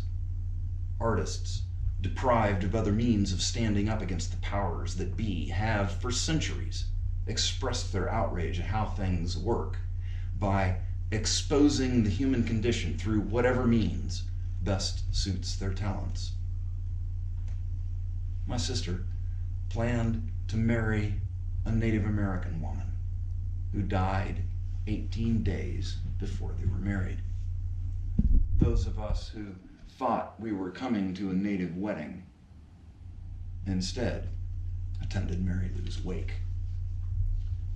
A year later, after the traditional period of mourning, I went with Kathy as her ally to Montana to a Two-Spirit retreat. Two-Spirit people are those who do not identify as one gender or the other necessarily at all times. At the end of the gathering, and you should meet some of these people, amazing human beings, my sister, according to her understanding of Native custom, had a giveaway. She printed up t-shirts from a design she had drawn and gave those out, along with many of Mary Lou's things. Lots of thought went into who got what, based on what there was and what would mean the most to each recipient. Gifts meant to thank those in attendance for coming and in remembrance of that person and their spirit. My cousin Kip, another beautiful human being, was a Broadway talent lawyer in New York. He died of AIDS in the 1970s at the height of the epidemic. I went to his funeral. He's buried in Wellington. A cousin on the other side of the family lives on antiretrovirals. I have lots of family who are gay or gender non-specific. That makes not one whit of difference as to whether someone is a good person or not. You tell who someone is by how they treat you. I have not always treated people as well as I now wish I had. I've changed. One of my favorite science fiction movies is The Day the Earth Stood Still. The Professor Klaatu encounters when he wants to spread his message to everyone, and he was wise not to go through the tool of any one government which would only seek to control him. He pleads for humanity's survival by saying it's only at the precipice that people change. Sometimes an event can act as a tool of enlightenment. I feel I've had many. Too much laying away of goods for tomorrow robs us of today. It also robs others of their today, to say nothing of future generations. Lawrence is blessed to have Haskell Indian Nations University, Native peoples from all over the country come here for a free education. America owes a debt to the indigenous people who lived here when the white settlers arrived. That debt can never be adequately repaid, but some kind of reparations might be possible. The only group of which I'm aware who were ill-treated by the United States, and there have been many, were Japanese Americans interned during World War II. One lived in the same memory care unit as my mom. He was 15 when he was interred, and he spent 3 years in the camps. He and his siblings, as well as other survivors, each received $20,000 from the United States government many decades later. Only Joe never got his money, because his money and that of his 2 sisters was, according to him, stolen by their oldest brother. Student debt is one of the greatest crimes against the future in this country. It is the current generation stealing from the future. Education should be free, since having an educated population lifts all boats. There is a reason Malala was shot in the head, and that girls attending school in certain places have had acid thrown in their faces simply for trying to get an education. Keep people ignorant, and you maintain power over them. The disadvantaged in our society are many. Native Americans have the highest rate of unemployment of any group in America. Their rates of alcoholism are astronomical. I understand why. When you've been raped and have no means of defending yourself, you live in rage. Sometimes you drown in that rage. I have lived in rage far too long. I want to make amends for some of the ills I've done. I suggested to the local Lawrence artist, Dave Lowenstein, I would like to use one of his images currently hanging in Lawrence Public Library as a fundraiser.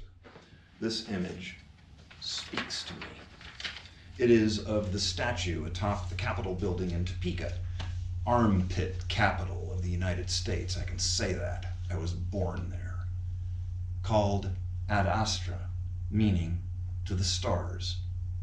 Part of the Kansas state motto, Ad Astra per aspera, meaning to the stars through difficulties. Anyway, the statue is of an Indian shooting an arrow skyward. Only in Dave's image, the arrow is shooting SOS.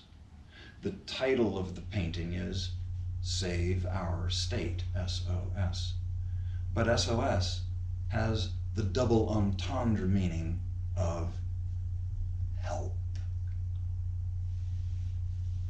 I suggested to him printing up at my cost some number of t-shirts with that image on either the front or the back, and then on the reverse, include in large print Mikhail Gorbachev's quote, "If not me, who? And if not now, when?" We both sign them.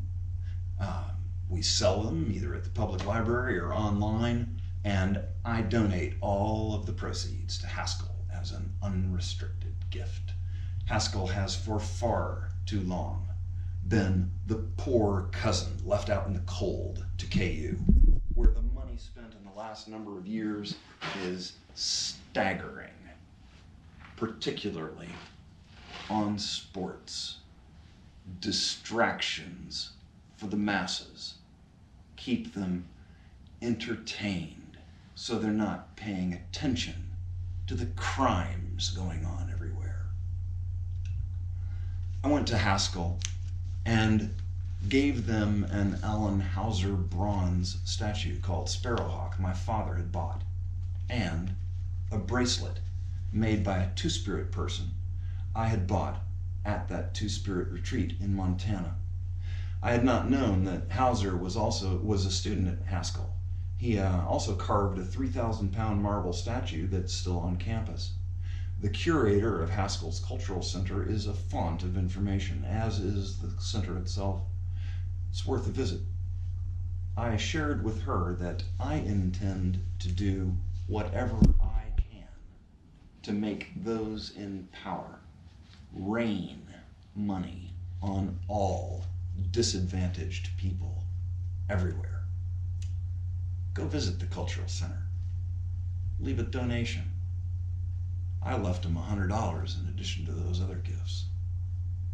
I did my Peace Corps training on the Navajo Reservation, the closest thing to Africa we have in the continental United States. I love sere landscapes. I love the national parks. What this administration is doing to them is evil. Permitting bear hunting inside their dens while they hibernate is evil, not sport. If you were dying and you happened to be lucky enough to run across a bear and kill it for food, fine.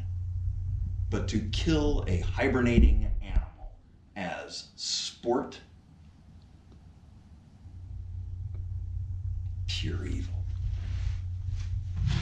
This reminds me of a book I recently was loaned by Leo, third husband of my third mom, Eugenia. He's an interesting guy who actually packed for Snook Moore, perhaps the last true mountain man. Snook lived on a quarter section of land he acquired in 1935.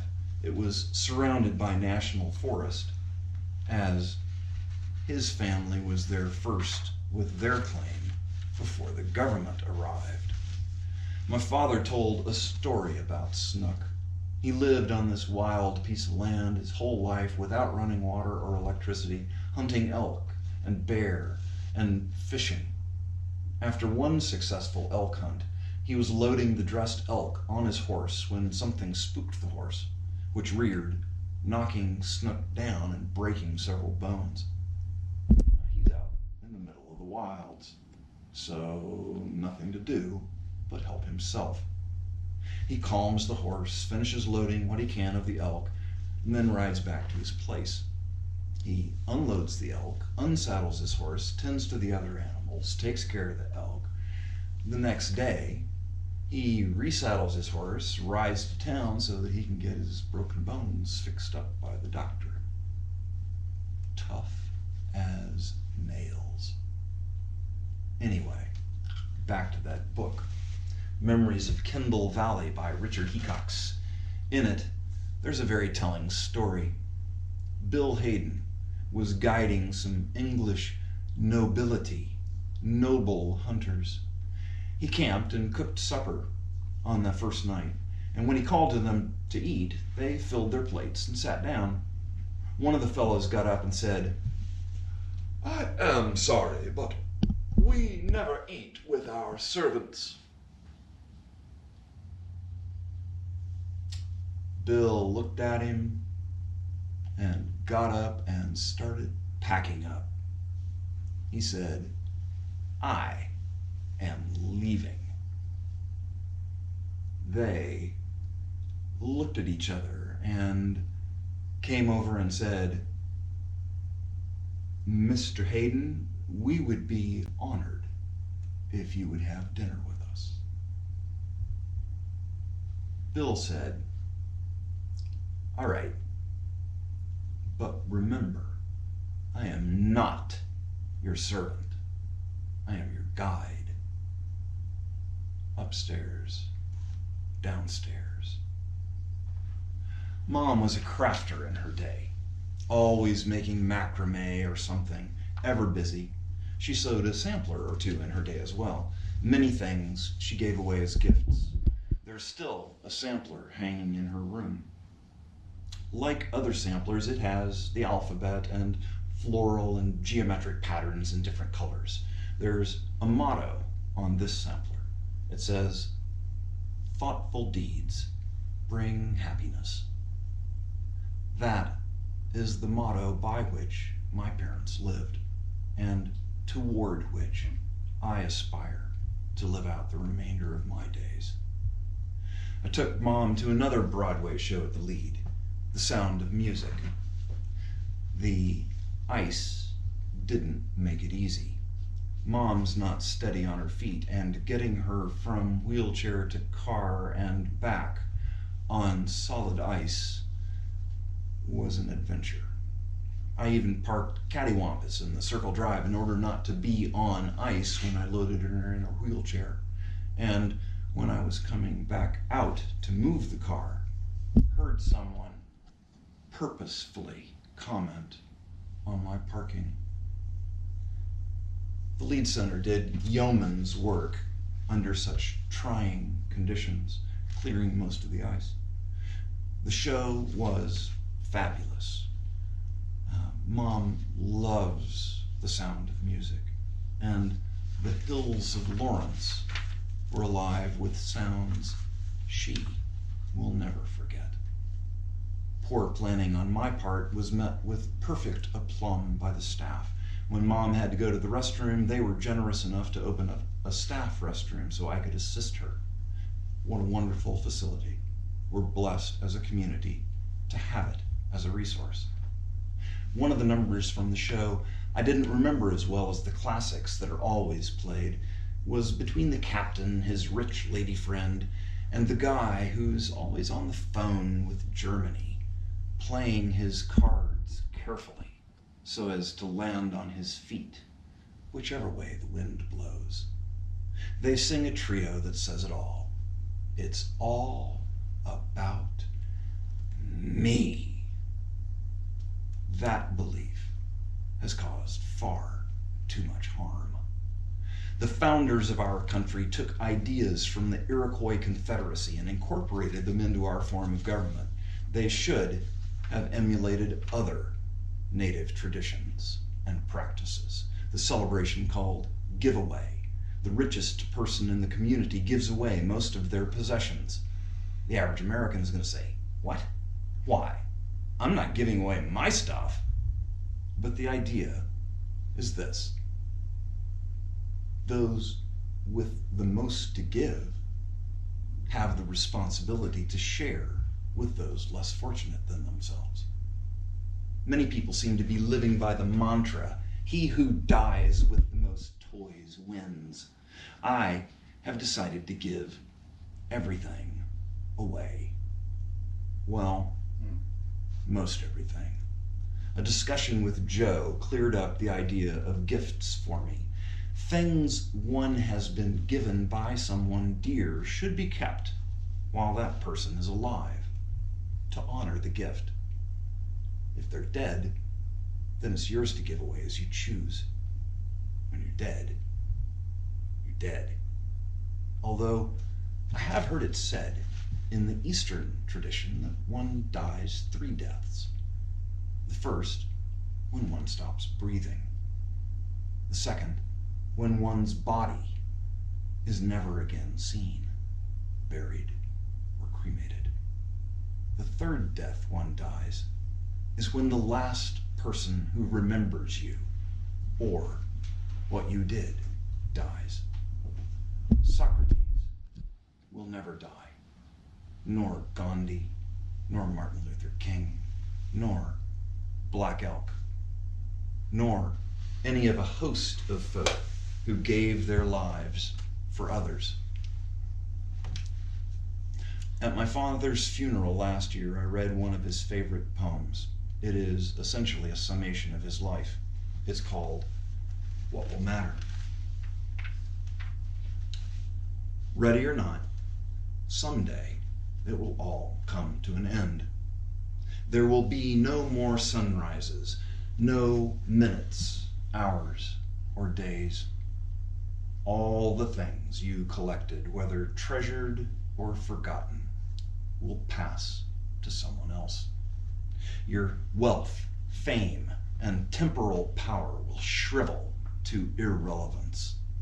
It will not matter what you owned or what you were owed. Your grudges, resentments, frustrations, and jealousies will finally disappear. So too, your hopes, ambitions, plans, and to-do lists will expire. The wins and losses that once seemed so important will fade away. It won't matter what side of the tracks you lived on at the end. It won't matter whether you were beautiful or brilliant. Even your gender and skin color will be irrelevant. So what will matter? How will the value of your days be measured? What will matter is not what you bought, but what you built. Not what you got, but what you gave. What will matter is not your success, but your significance. What will matter is not what you learned, but what you taught. What will matter is every act of integrity, compassion, courage, or sacrifice that enriched, empowered, or encouraged others to emulate your example. What will matter is not your competence, but your character. What will matter is not how many people you knew, but how many will feel a lasting loss when you're gone. What will matter is not your memories, but the memories of those who loved you. What will matter is how long you will be remembered, by whom, and for what. Living a life that matters doesn't happen by accident. It's not a matter of circumstance, but of choice. Choose to live a life that matters. Michael Josephson, Institute of Ethics.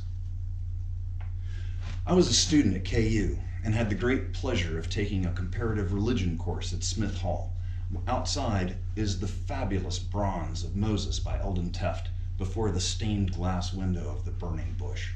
Quite wonderful. While there, I picked up a bookmark printed by the School of Religion. I still have it around the house. It gives sayings from some of the world's religions on the common topic of altruism. These sayings are: Brahmanism, do not unto others which would cause you pain if done to you. Buddhism, hurt not others in ways that you yourself would find hurtful. Confucianism, do not unto others what you would not have them do unto you. Taoism, regard your neighbor's gain as your gain, and your neighbor's loss as your loss. Judaism, what is hateful to you, do not do to your fellow man. Islam, no one of you is a believer until he desires for his brother that which he desires for himself. And Christianity, all things whatsoever you would that men should do to you, do you even so to them. All these are variations of what's commonly called the Golden Rule. Do unto others as you would have them do unto you. There's another native tradition I admire, this time from the Ute. They aspire to take all decisions with the seventh generation in mind. Will what I am doing be good for my children's children's children's children's children's children's children? If I can't answer yes to that, then what I'm doing is probably not a good idea. We are living for today at the expense not only of the majority of our fellow travelers, but at the expense of future ones as well.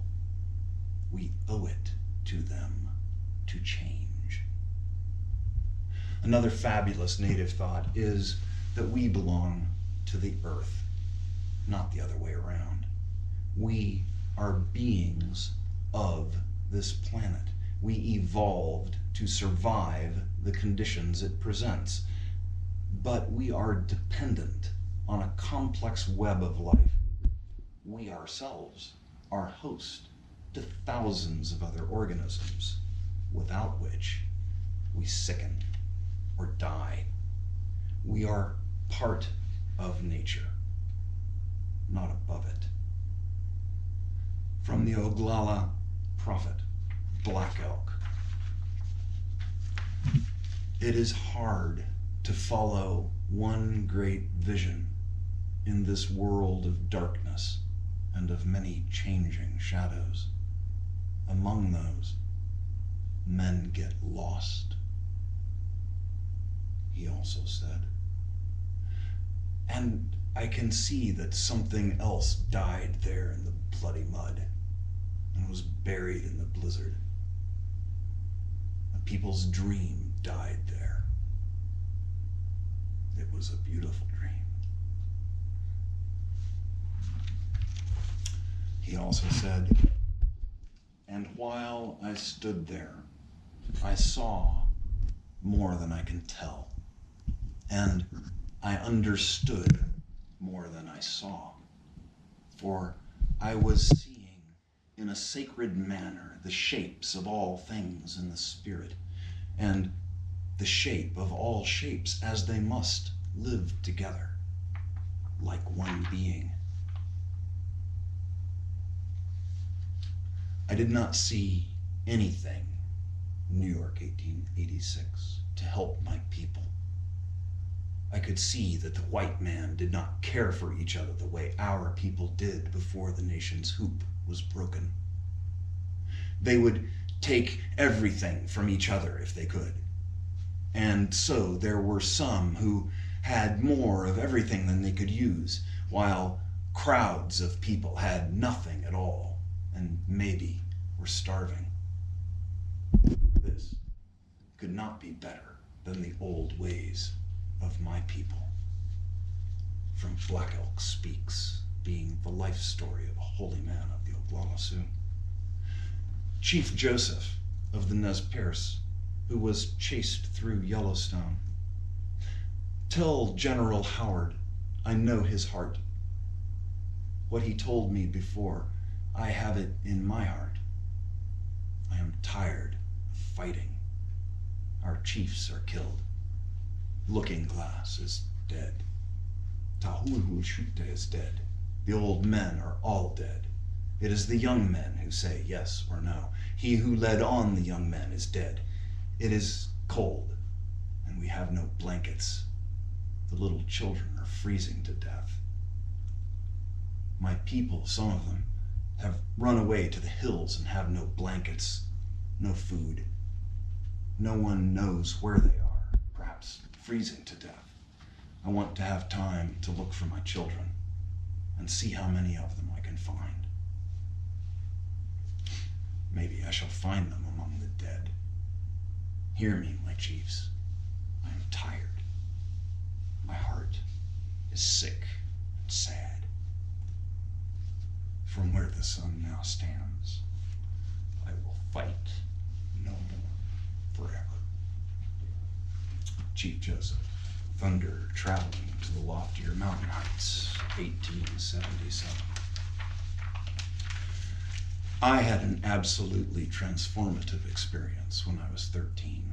Always a challenging child, my parents finally grew so exasperated with me they shipped me off to NALS, the National Outdoor Leadership School, out of Lander, Wyoming. There were 20-some of us kids, no two from the same state in the United States, but we had 2 brothers from Cairo, Egypt, and 1 other kid from Europe.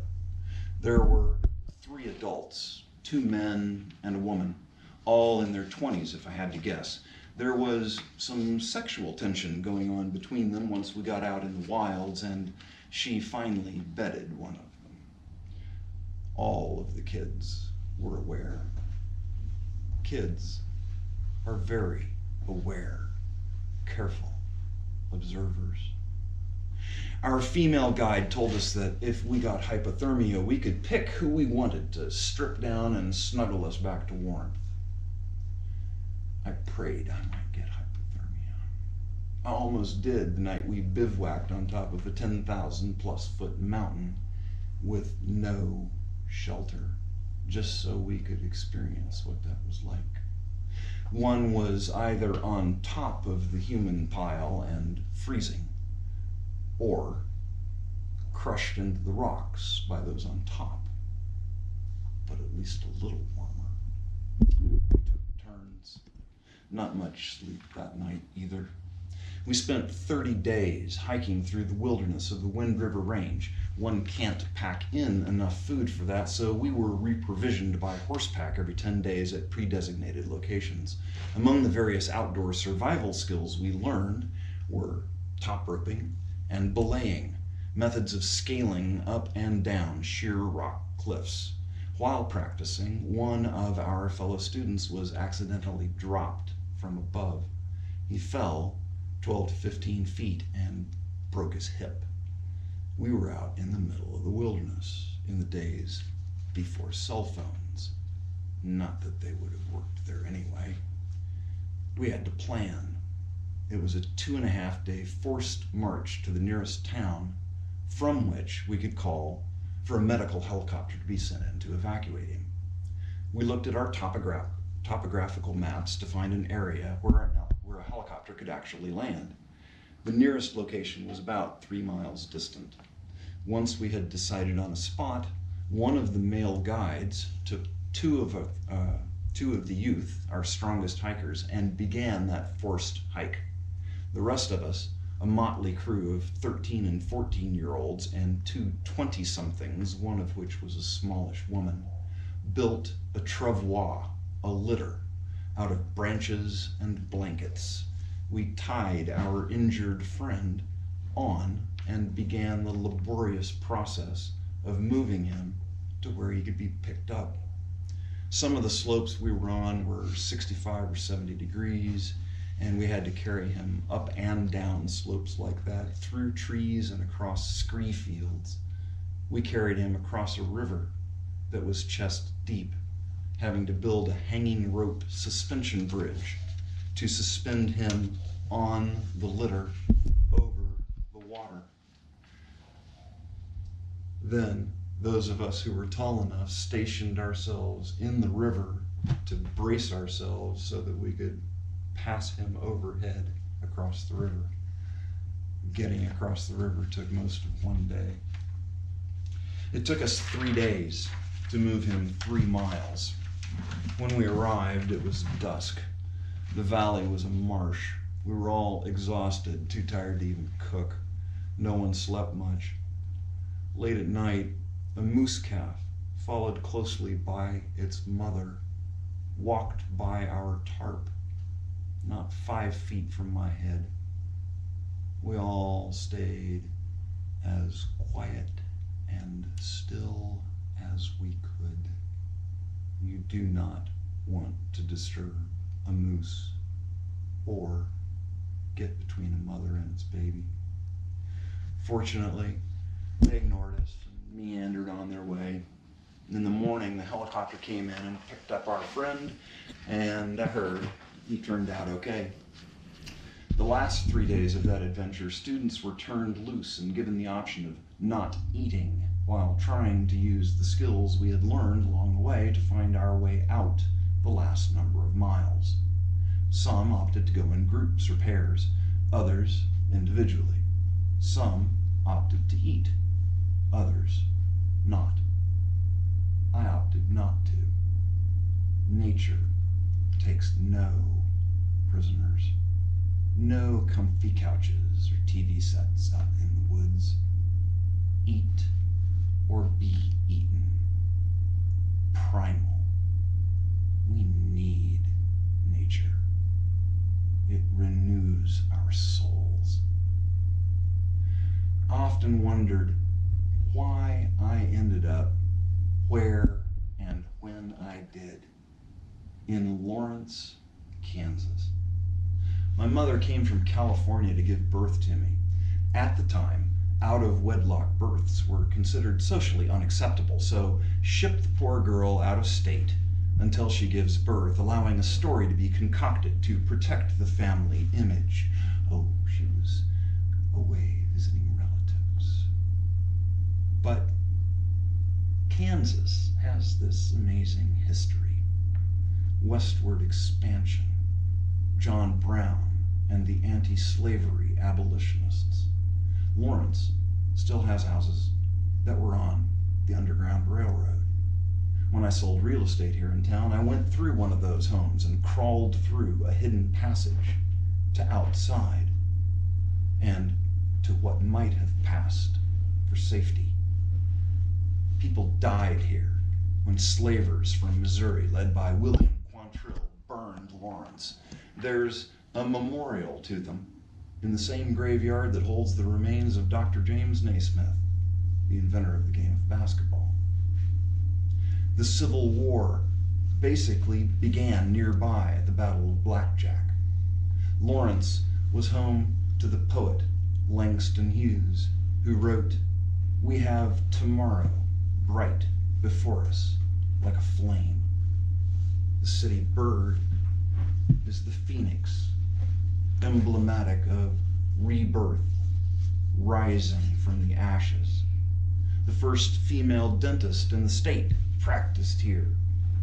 My middle child is in the movie Jayhawkers, about Wilt Chamberlain's time in Lawrence. Topeka, where I was born, gave us Brown versus the Board of Education, a signature piece in the civil rights movement. I saw both E.O. Wilson and Clarence Thomas speak at KU.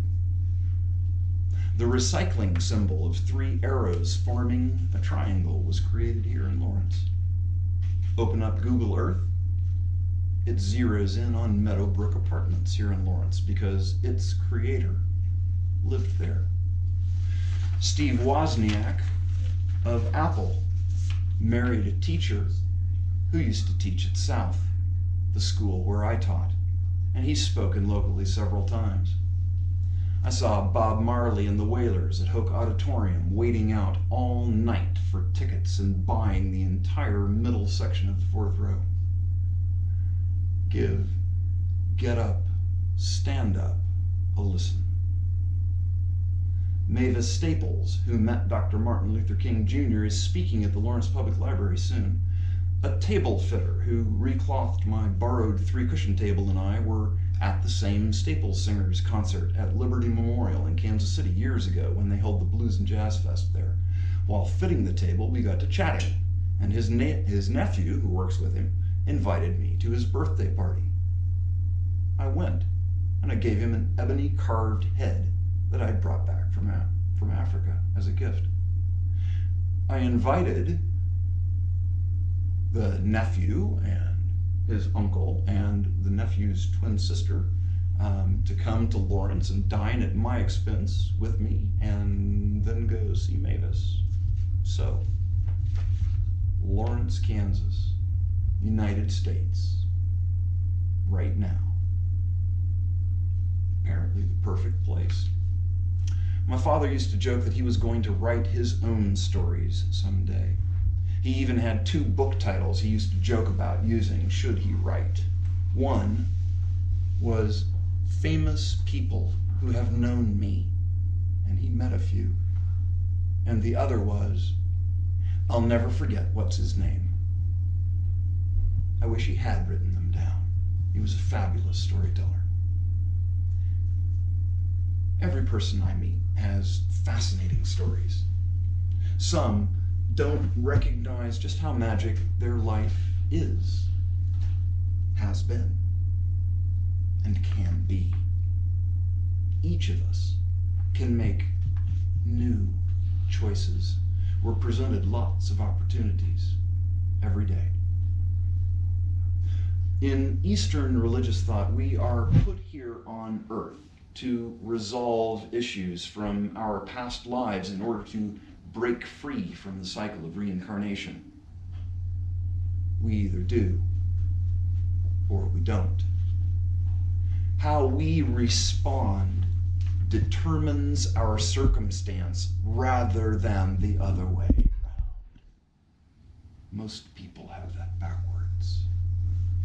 Jesus taught that he was just a man and that the kingdom of God exists within each of us. Quantum physics shows that observation changes that which is observed. We can each rewrite history.